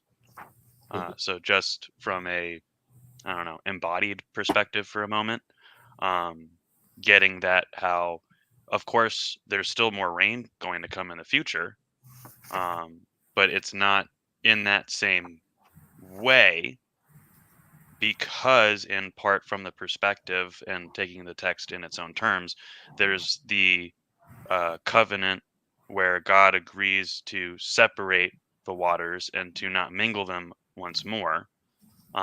So it's from one perspective in typology, it's baptism. From another perspective in typology, it's a continued separation, which leads to increased stability. Can you expand that? We would have to actually go into Genesis and take a look at the actual covenant, and then unfortunately it's just something that would take up too much time given where we are in the session today, but I'd be happy to do that at another time. Okay. So I like the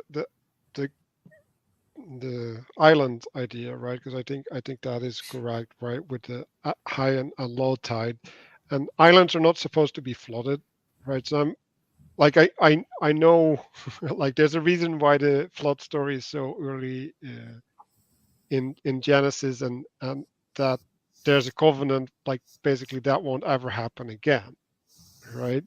because if you don't have that, then you can't build, right? Like if you have to like reset every time, then like that's not option, not a valid option, right? So like I don't like the tug of war. It's more like there's a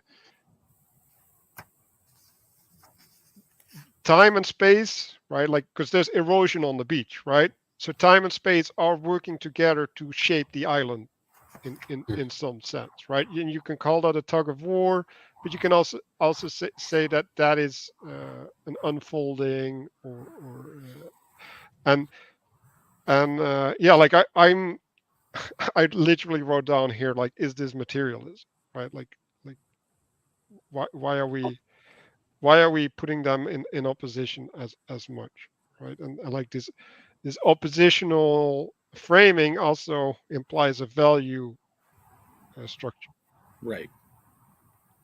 and so it's taking the time and the space primary over the relationship that they have, right? And this is the point that I was trying to make, right? Like there's a relational uh, aspect which is is the change agent that is in the interaction of time and space, and that's where life happens in some profound sense, right? Like it's the progression uh, and the spirit that gets created, right? So because if you just take like pictures of an island over a year or something, right, you can see the erosion happen, right?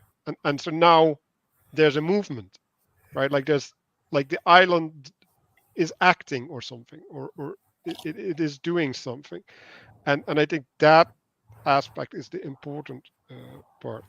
The land Uh, appears alive due to the change. And I agree. There's no reason for the oppositional framing. The better way to talk about it is to say they're in cooperation with one another.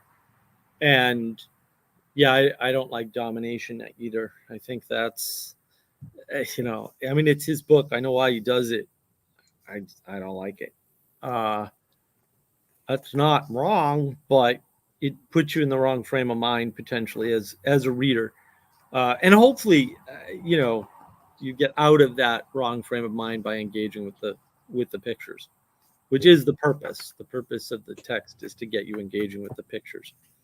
So, Manuel, just to uh, hopefully bridge the thing that you were asking me to go into based on what Mark just said in part, um, there is that bond between heaven and earth that is set up by the covenant I was referring to.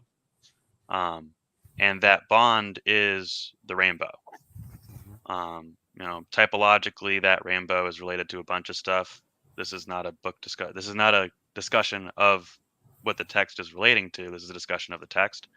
But it is, in a way, one might place the rainbow in between these two diagrams, where it says, drying the land and such. That's purely my perspective, purely my opinion. And so this is one of the few times where I'm going to make sure that that's very clear. yeah, maybe like would it be proper to say that the rainbow is like a intermediary expanse? Yes, Because from my that's what perspective, yeah. right.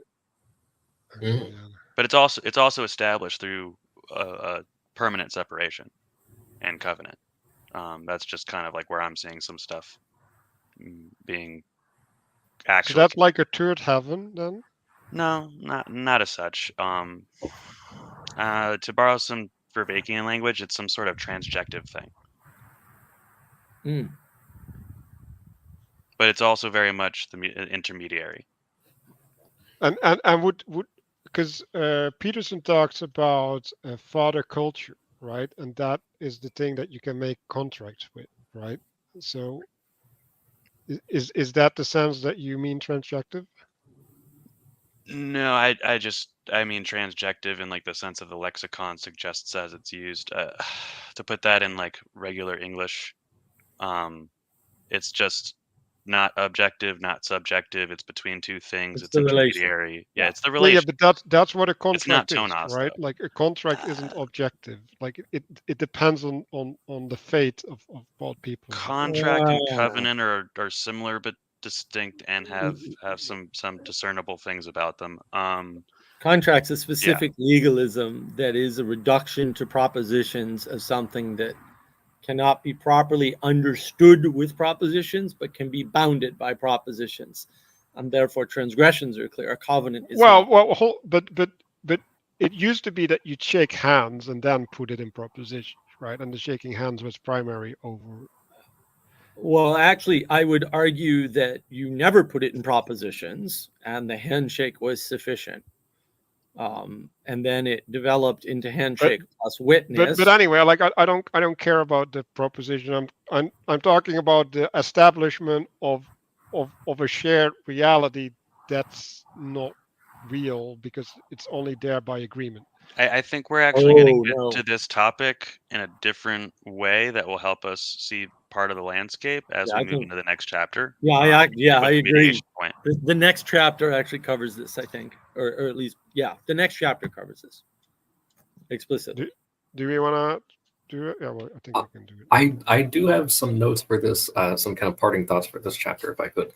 Please. So a bunch of stuff popped up in my head as with the things that we were all talking about here. So one of the things that I wanted to bring up, because Manuel made the point about the about like a new paradigm after the recession of the flood, and so I was kind of making an association there with not only the dry land covered by the waters, but also where we had previously seen, on the first day, the light going down into darkness, and then with that kind of transition of the covering by darkness, you are seeing that's how you get the new day, and with new here meaning like the unused day or the not yet experienced one. So you're kind of you're renewing and covering and kind of washing away the land of the previous impurities, and now it's ready for a brand new use.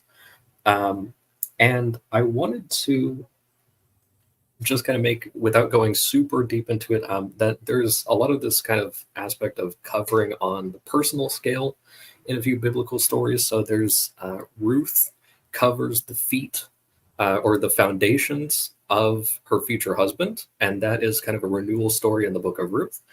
There's also King Eglon, who is a very round man and extremely overweight, actually, in the story that they tell.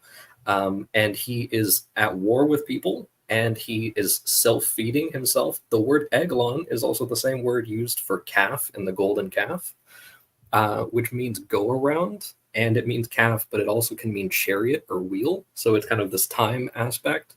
And they associate, it's not necessarily, it's kind of like it's an additional name for calf, but it's not the word for like a bull necessarily. It's specifically an undomesticated animal or something that is, it hasn't been trained yet. It's not yet a subservient mount for the purposes that it would have. And I have, let me see here, an image, if I could, of these are a bunch of untrained, undomesticated ruminant animals. So one of the reasons why they call it Eglon or go around is because when you have undomesticated animals, they circle you because of their pressure zones. And so if they perceive something, they're going to wind up circling it so that it doesn't circle them. So I just wanted to kind of make that comparison here with kind of the roundness, the cyclicality, and the sort of unruliness. And so that's all I have for that particular image. And then I just wanted to make a quick comment as the firmament appreciator here. You were talking about the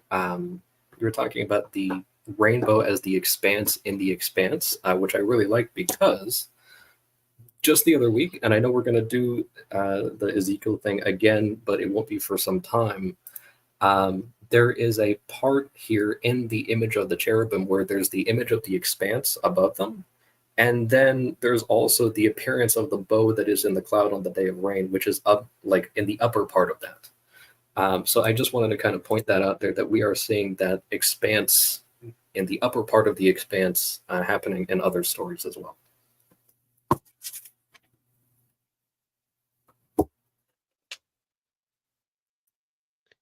Okay.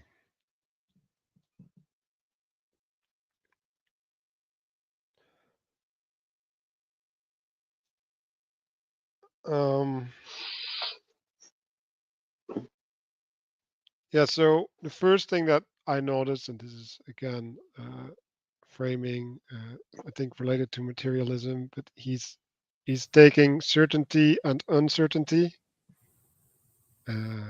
instead of making a positive formulation for what he's talking about, right? He's identifying it against the certainty. Like I don't know. I like that. That is privileging a perspective that's analogous to the flood, right? Like the inability to see. It's not presupposing the union or something. Yeah, potential would be a better word here for me than uncertainty. Yeah, I add the word mutation. So it's a transformative act as opposed to that it's yeah. I think in some sense, when you don't have certainty, what appears, the positive aspect of what appears is called potential. The negative aspect might be, quote, uncertainty, which I agree. Like the idea of uncertainty makes no sense because it's an identification against. So yeah, I would prefer potential there. And I think that's what the scientific worldview misses, right? Because it's binary framing, which may be accidental or maybe inevitable as a result of scientific thinking or something. It doesn't make the relationship, the trade-off relationship between certainty and potential, right? Like you can have certainty, but you have to get rid of potential, right? In other words, there's no space for miracles, there's no space for change, there's no space for things to be different. And so they're perpetual, and that flattens time, which is change, right? And therefore it's wrong, because we don't live in that world, right? So yeah, I prefer potential, because that is the positive differentiator between certainty and less certainty. We'll say more and less certainty. How much potential is there?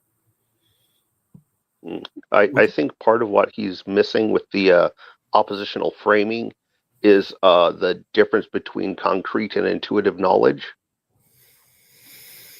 Yeah. Would you obviously no pushback from me there. Yes. Would you find it useful to maybe substitute, instead of unclear and clear principles, maybe simplification and manifestation?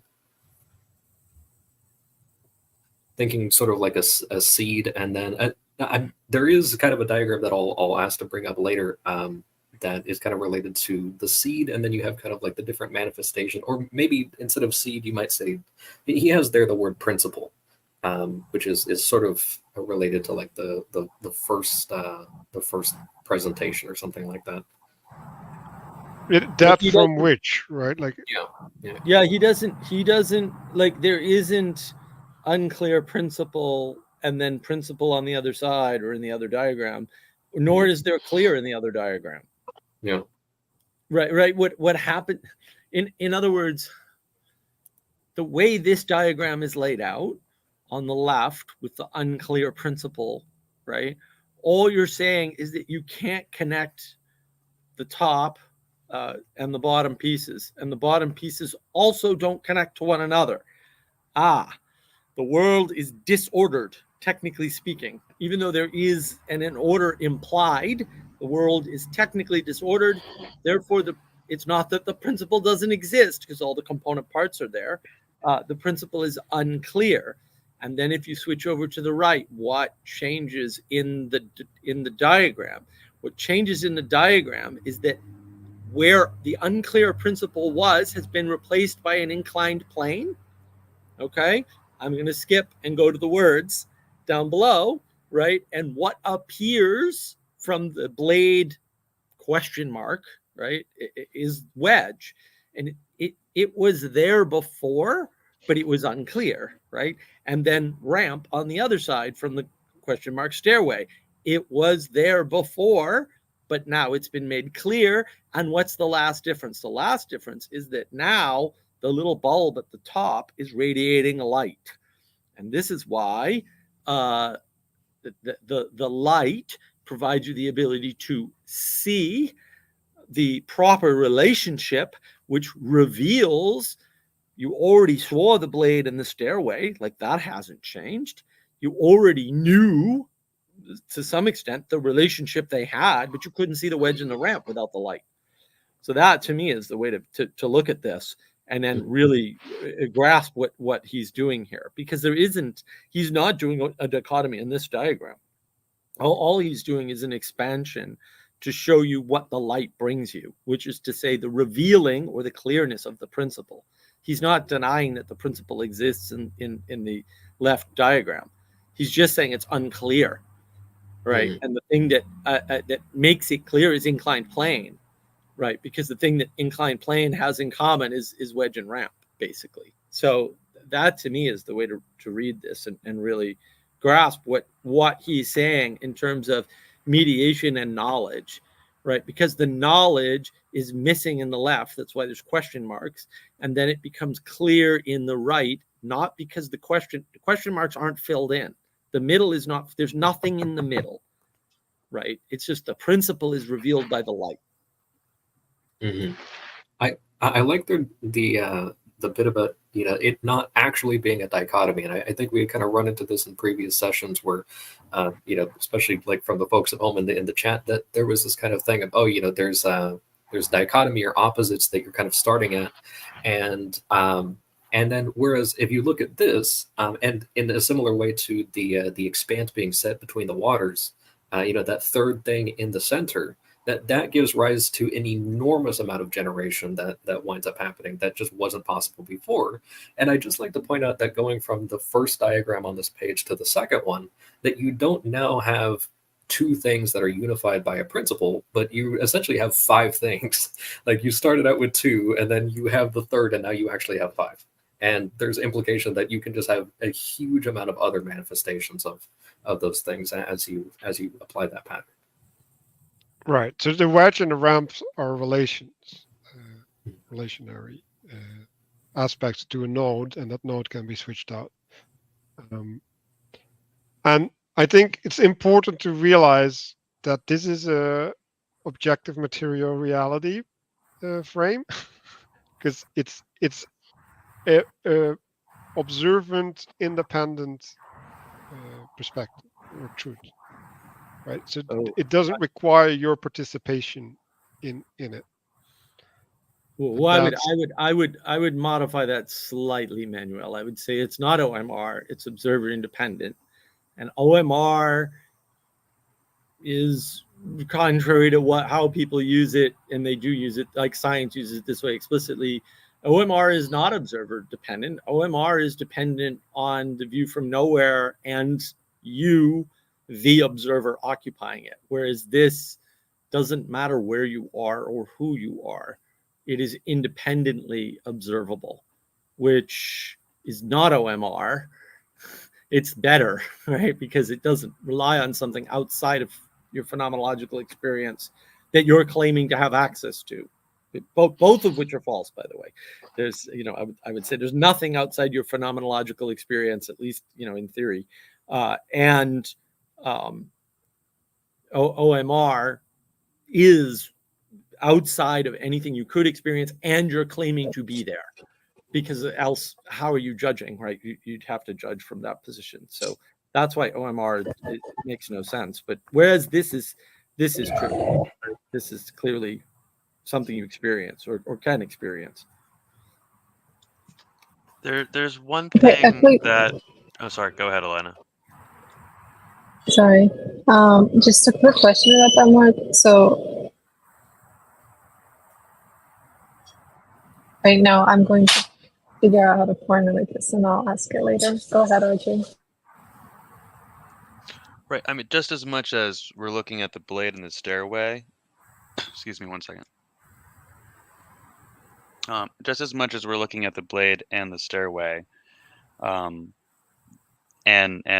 we've been touching upon kind of as we see here in the paragraph below about certainty and being a more advanced form of knowledge characterized by certainty. There's Matthieu at times makes reference to in a way basically theory and practicum. Basically kind of what you think you know about the world, because the known unknowns don't help you too much as far as pursuing action. And then there's the reality of it, like what actually happens, which there is the current present where we know these things, and then there's kind of the recent past where we know them fairly well, and those two things come together from one perspective on the left, where things aren't quite so discernible, and then another perspective on the right with the inclined plane, where we can see, interestingly, we see what appears to be rays emerging from the same circle as far as the diagram goes. That strikes me as sun rays, especially because, as we've seen previously in the book, there's an informing principle that comes down. But that third part about the informing principle, I don't have the best language around. Mark, you were nodding a little bit. I'm hoping you can speak to that a little bit, or if anybody can, because this is something that I'm still trying to find a way to express. That's the yeah. emanation, right? Right. So you've got all the things below, and then the informing is specifically from above, like all knowledge is revelation or something, right? Like this is and this is really the point. Like you can't know anything, you're a Muppet, right? But what you can do, if you are able, is to set your desire to quote know things aside, and the quote knowledge can be emanated upon you from above, right? Or from outside, if you want to say it that way, in case it feels like it's internal to you, which it often does, especially for people who meditate, which is why they often get themselves into trouble, especially if you meditate alone. That's a very dangerous thing to do. And that's also why there's a difference between prayer and meditation, right? You cannot pray alone. That doesn't make any sense, because there's always an appeal to something outside yourself. You sure as heck can meditate alone. I just don't particularly think it's a safe thing to do. Yeah, so I want to include the thing that they wrote below. Is simply put, dry land is where heaven meets earth, and when language or theory and fact practice perfectly match, right? And so there's a coming together of these two, like, and I associated the dry land with being naked. You can see Adam and Eve realizing that they're naked, right? So they're realizing their role, or they are getting knowledge about themselves and their mediatory role. And so I've written down that the certainty, right, is agent independent, right? So it is there's a when you are within the frame of the principle, then or under the emanation, then the world lays itself out in a certain way, right? And that's why the recognition of that emanation is important. And he uses the word certainty, right? So like if you have participation in the emanation, you can be certain about what you see or what you do or whatever.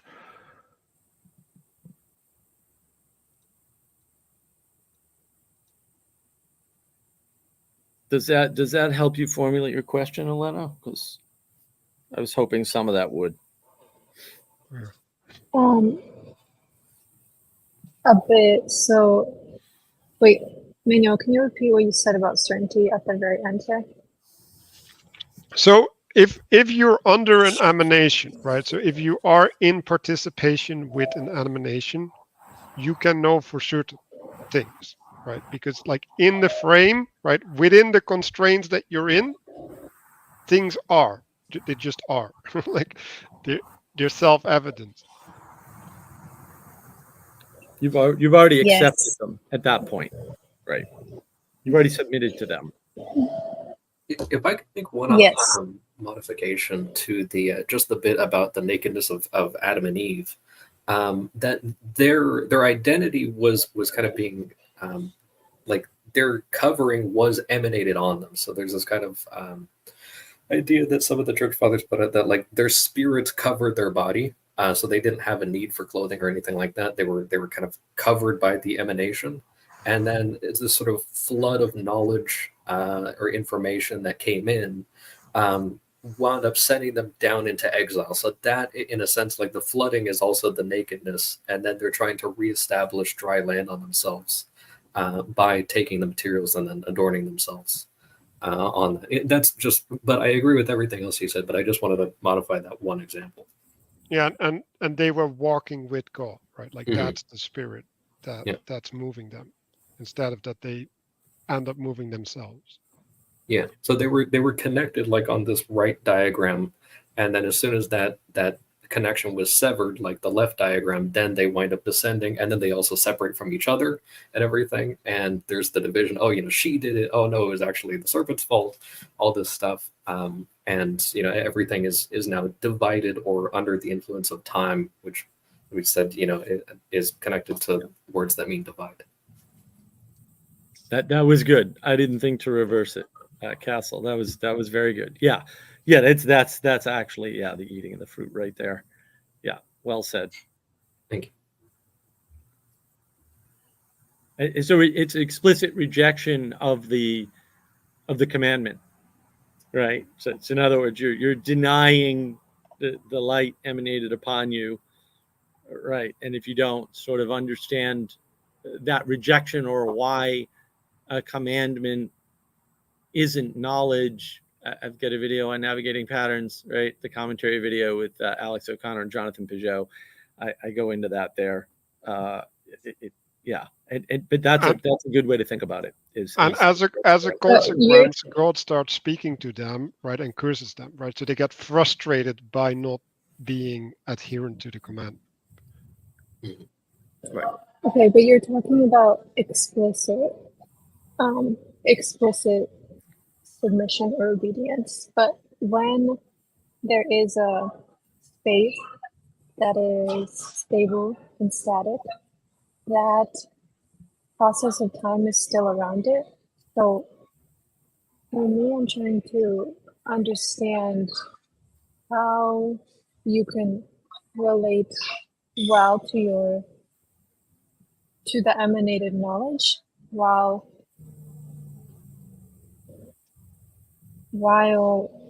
you have that conscious understanding of the process of time that might be around you. When you say faith, what are you having faith in? Something that is above you, sure. But within that that's faith, the emanation. You must, yes, but within that, you must account for what is on the periphery as well. Because otherwise it's just stopping. No, you don't have to account for anything.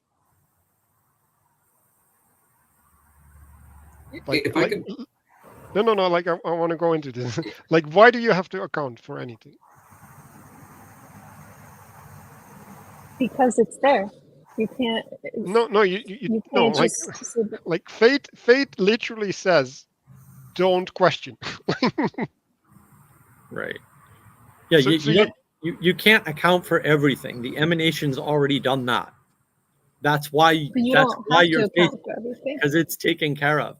No, you can't account for anything, everything. You can't even account for most things. Like you can account for almost nothing. That's the real, like, I don't think everyone's confused. Like, you cannot account for most things at all. You're just not, and you will never be capable of doing such a crazy thing. Like, it's not possible. And that's okay. Like, not everybody's going to learn to sail. Does that make sailing like bad or a remainder? Or no, it just, Yes, but to me, account for it. when you say that you can't account to that which is on the periphery, it seems that the remainder is left there, and then sure, we can just be like, okay, the process will play itself out, and then that remainder disintegration will occur, and then that remainder will have to be integrated, and we'll have a new space. But like, I think that there's a wisdom in keeping in mind that remainder, and You can't. saying So, that. so if I could offer something that I think is important and a part of the landscape here. From what I understand, from someone who was involved in translating this book into Spanish, symbolically speaking, both trust and faith are openings, and towards the part of the discussion just now about having to account for everything, or what parts not to account for. I'll rephrase and echo something that I heard as follows, and using that symbolism of an opening. You can't eat the entire world and digest the entire world. If you try to eat too much, consume too much, even if you're trying to make sure you get every last piece, it will overwhelm you, and you, at the very least, you'll get cognitively overwhelmed. See the video on that. But to go back to the symbolic part of this, looking at the diagram that we're at, placing yourself at the middle of these 3 points, to have an opening where you're able to receive or look through, like your eyes, so that you can take in the world around you. But at a certain point, even if you're still taking in information, you do have to move into action. And it's the action itself, the participating itself, the embodiment itself, that in a way resolves some of the tension that I certainly haven't found a way that you can purely think through. And if anybody does in the comments, I'd be curious to see what it is. So But hopefully that clarifies some stuff for you, Elena. Does that, what I shared with you, make sense? I think so, yeah. I think the part you said about action is significant, and I do agree that you can't account for anything. I wasn't trying to, you can't account for everything. I wasn't trying to make that point, but the action part. I appreciate that. I apologize if that's what came out in my rephrasing. So let me give you this example, right? So you're in gym class, right? And you have an identity. You're playing a game, right? And then you have the 2 nodes, right? Which is 2 teams, right? And they're gonna pick. And then there's like an even number of people, and then there's someone left out. So what do? Right? Well, you don't know, right? It depends on what you're doing. Like, do you want to have even teams, right? Because that's the way the sport is played, and you privilege the sport. Then you just say, well, we just have these teams, and like, too bad for the one left out, right? You can also say, no, we want to play, right? And we just want to have everybody included, and you just include the person in whatever team you think needs the person included, and you say that's okay. You can also say, well, like, I want to just have the most balanced thing, right? So if the teams are balanced, the person is going to be left out. If the teams are unbalanced, it's going to go with the team that needs the extra strength, and Right. that's the way that we resolve it. But like, you don't need an answer before you pick the teams. That's the whole point. Or you elevate them and let them mediate the game. There's lots of options, right? There's not 2 options. There's 3, because there's always 3 options. Hint, right? And so, yeah, you can always make them the referee, right? Or make them the coach. You don't have to rotate them in and out. You don't have to make them part of the weakest team. You don't have to. And to your point, Manuel, there's lots of options. There's lots of ways to do that, right? And another option, because, you know, in this case, there would be another option. Maybe there's a person who went along because they wanted to be part of the group, but they really don't like the game, and so they really don't want to play, and they're happy to be left out, because that happens in your phenomenological experience all of the time, and there's nothing wrong with that. In which case, they've taken care of the remainder for you. Like, you don't have to account for the remainder.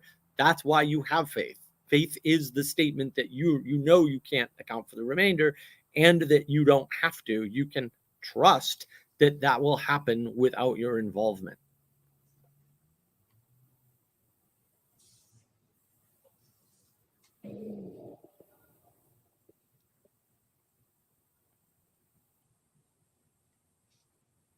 So that graph connects to this one, right? So like you say, we're going to play the game, right? And then below there's water, and then the teams are in the mire until you've set up the game, right? Like, and then the teams are set, like, you know how things are going to look when you're going to play, right?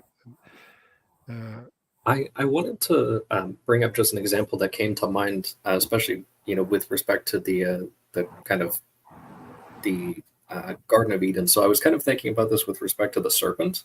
So there's this whole thing that we had kind of gone over in previous chapters about the naming of animals. And so we have this kind of authority that's emanated from above, and now Adam has the ability to name animals. He has named, you know, presumably a significant portion of them by the point that we get to the fall narrative. And I just wanted to, before continuing, just point out that accounting is, of course, connected to reason and rationality and measure.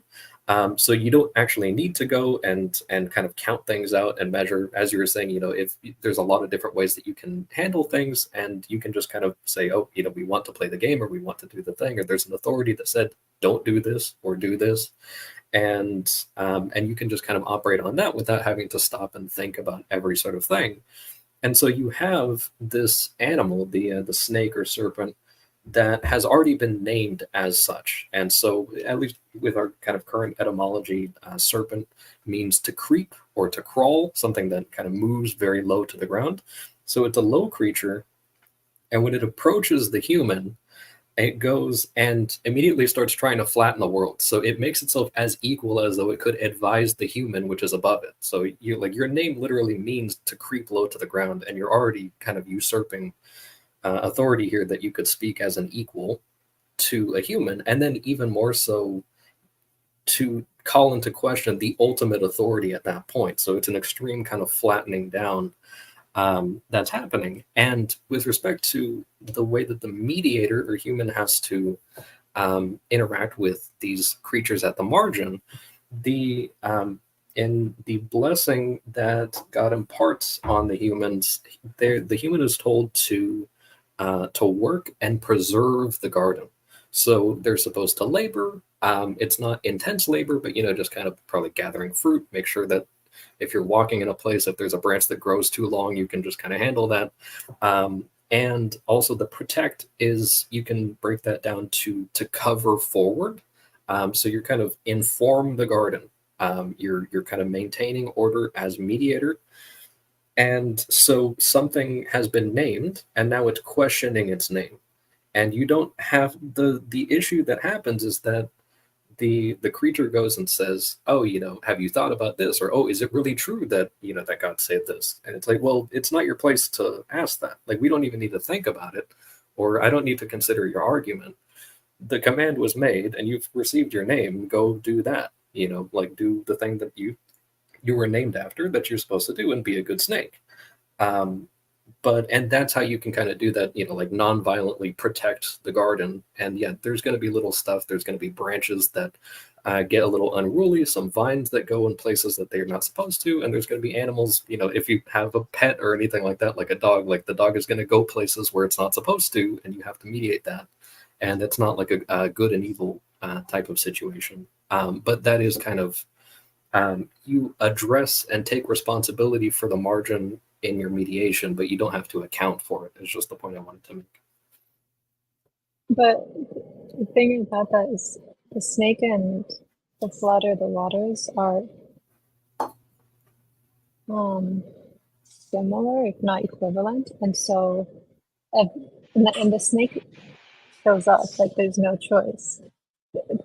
Like, Yeah, but Adam it said just eventually. like Go ahead, the snake shows up, right? But like the snake doesn't do anything. That's the whole point. Like the snake has no agency. Yeah, like I could knock, if there was like a bucket of water on a table or something like that, I could accidentally knock that off, or like a cat could come by and swat it off or something, and now I have to take care of the water that has kind of shown up in the space. I'm responsible for that. I have to kind of mediate for that, but also like it's just kind of a thing. You just kind of handle it and like put order back in. Yeah. The snake has no agency, but Adam and Eve also, because they are in paradise, their agency is limited to a certain level of consciousness. Yes. Yes. And so that doesn't, the fact of saying that the answer is obedience, well, doesn't really solve the problem perfectly. What doesn't it solve? You just don't do what the snake says, and then the snake keeps talking. You say, "Get out of here!" Like Yeah, and the snake eventually. No, the snake eventually. You can't tell it to get out. So You no, you eventually have to can. engage with the snake. You can. Like there's nothing that says that you can't. Like that's just a lack of faith, literally. if I could connect this back to a little bit of what we're seeing here on screen, and do so by kind of raising to our awareness, or making a little bit more salient that snakes are transliminal creatures. That, and the fact that the snake that we're currently talking about talks. I don't want to get too far into Adam and Eve. It is something we can look at this through. It does make looking at these diagrams a little bit harder to discern. So maybe we could look at the top here, and the way I want to do that is by looking at the squiggle here on the top left and the squiggle here on the bottom left. And I mentioned transliminal, and earlier I mentioned transjective. The transliminal point is it's a gray area. It's very difficult to discern. Where we're seeing here in the diagram, where that squiggle is on top is the same point where we saw a bunch of question marks on just the page before. And I want to point out that there's a dotted line on the bottom left with the squiggle, and that is next to the triangle. And that strikes me as essentially to point out that while there is a center point, it is pretty much everywhere in the sense that if you take a point on the globe, any globe, that is the center point, as opposed to where we have a triangle, which is the established point. Both are center points, and shifting back up to where we can keep that in mind and look at these two top diagrams here and see that where that center point is here is in part at that transliminal point, and that's in part where I keep forgetting the Latin phrase because I prefer it, but it's the mountain of the world emerges from. So it's in that phenomenological point, at the point of where we are right now, talking to each other, doing things in the present moment.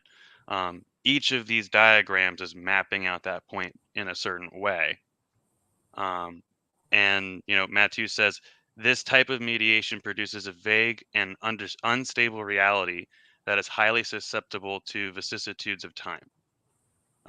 and he goes into divination, in part trying to, my read is there's a level of uh, discerning intention and what to do by gathering information and figuring out what to do in this transliminal space ourselves, because trying to figure out what to do is something like talking to the snake that we've been discussing. I appreciate the amount of time you guys gave me to try to bring it back together and loop some of what we're looking at here.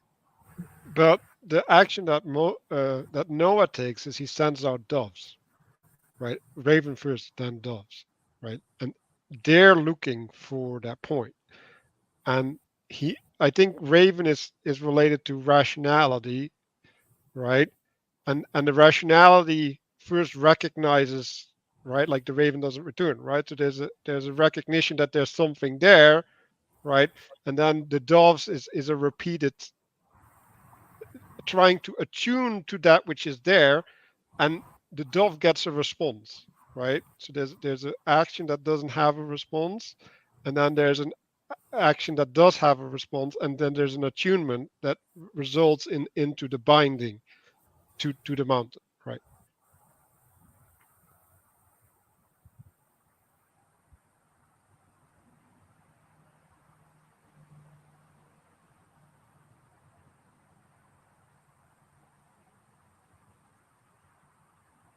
Yeah, I really like the point about the raven being kind of like the rationality, that he's also, he's the disobedient animal as well, but also kind of he's also like a sub mediator for Noah. So he sends out the animals, the doves come back with proof of land, and then the raven finds the proof of land and then just goes off on his own. It's just like, oh yeah, it's fine, and just does his own thing.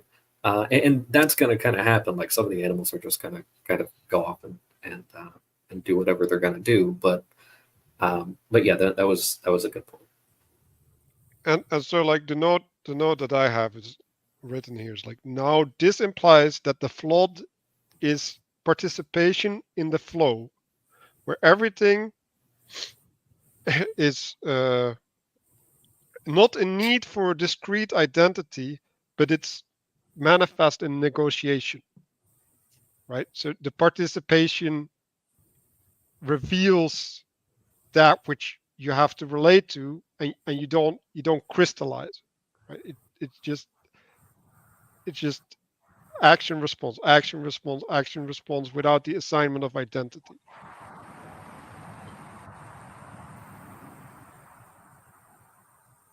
And then the dry land is that which produces propositions. And that is the thing that is required for building something, right? So we go into the exile versus populating the promised land, right? So like in the exile you can't build. Like the exile you have to move, right? Like but in the movement, right, there's still a guidance by God, but being the pillar of fire and the cloud. But I think I think we're dragging too much in, and we should kind of end it. I think we I don't know, we could actually finish it because I think we're kind of done. Could I make just one quick note, just to make use of and then get rid of for next week? The second diagram that I had sent, it's just a reiteration of the blade and stairway thing. Also, I wanted to make a sweet battle axe, so that's why I did that left one. But I just wanted to kind of represent that in more visual terms, and then also give an example of that same sort of pattern with the day 3 in Genesis of you see God saying, let the earth sprout vegetation, and then plants yielding seed and fruit trees bearing fruit, in which is their seed according to its kind on the earth. So just wanted to kind of also show why I had done that sort of imagery on the day 3 with the other diagram, and then just kind of show underneath that, this example of a red onion, and then also like a sapling of a tree with, its kind of future fruits juxtaposed on it for the imagery. But that both of those are kind of like subordinated to the principle of vegetation. So I mean, we had already kind of gone over this, but just for the folks at home, another example that is easier to engage with by going back through Genesis as opposed to the blade and the stairway. I want to add that, and it's actually really nicely displayed in this picture, and probably not intentional, but the tree is also a microcosm of the firmament, right? Because Yeah. it's a covering above you, and the seed is coming from above, right? So the distinction that's being made is that there's seed coming from below, and then there's seed coming from above, I like it. and so there's there's a heavenly thing that informs, and then there's a groundly thing that holds the seed. Like like if you go back to, well, actually I shouldn't read later chapters into Genesis 1, but yeah. I like that a lot because yeah, the intention was to show the seeds, kind of the fruit with the seed in it coming from below, and then the principle of vegetation as the seed from above going down with kind of the poorly drawn downward arrow just beneath it. But I never associated the leaves as the firmament. That's a good one. Can we place either one of the two images of the heaven union and earth perspective over as well as Castle's most recent diagrams? Is there a way to have them both on screen? Not easily. Not easily. Okay. Not a problem. Just wanted to have that up because I think there's a level of, if you could go back to Castle's diagrams then, if people could try to remember, Castle does a very good job of maintaining. It's not all three. I think I'll let people do it for themselves. I think all of these images are important to keep in our minds as we've discussed this chapter. Yeah, we can revisit them next week. We can prep stuff. I guess I wanted to say one more association. So I had a hypothetical connection to the flooded land on the top, where the fog is a question, water is like the clouds, and the mire is related to guilt. Right. This is an explicit reference to Adam and Eve. Then the dry land, the air is breath, land is body, and the soil is dirt. Right. That's the creation of Adam.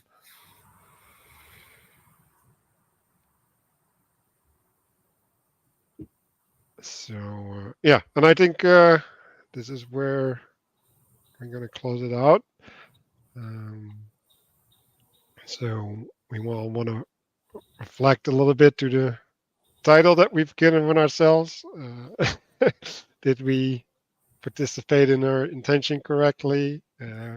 Whoever's watching, maybe leave some comments. We can now look up and reflect on the things that stood out to us and the way that we participated in our intention and how we're going to take this into our daily lives.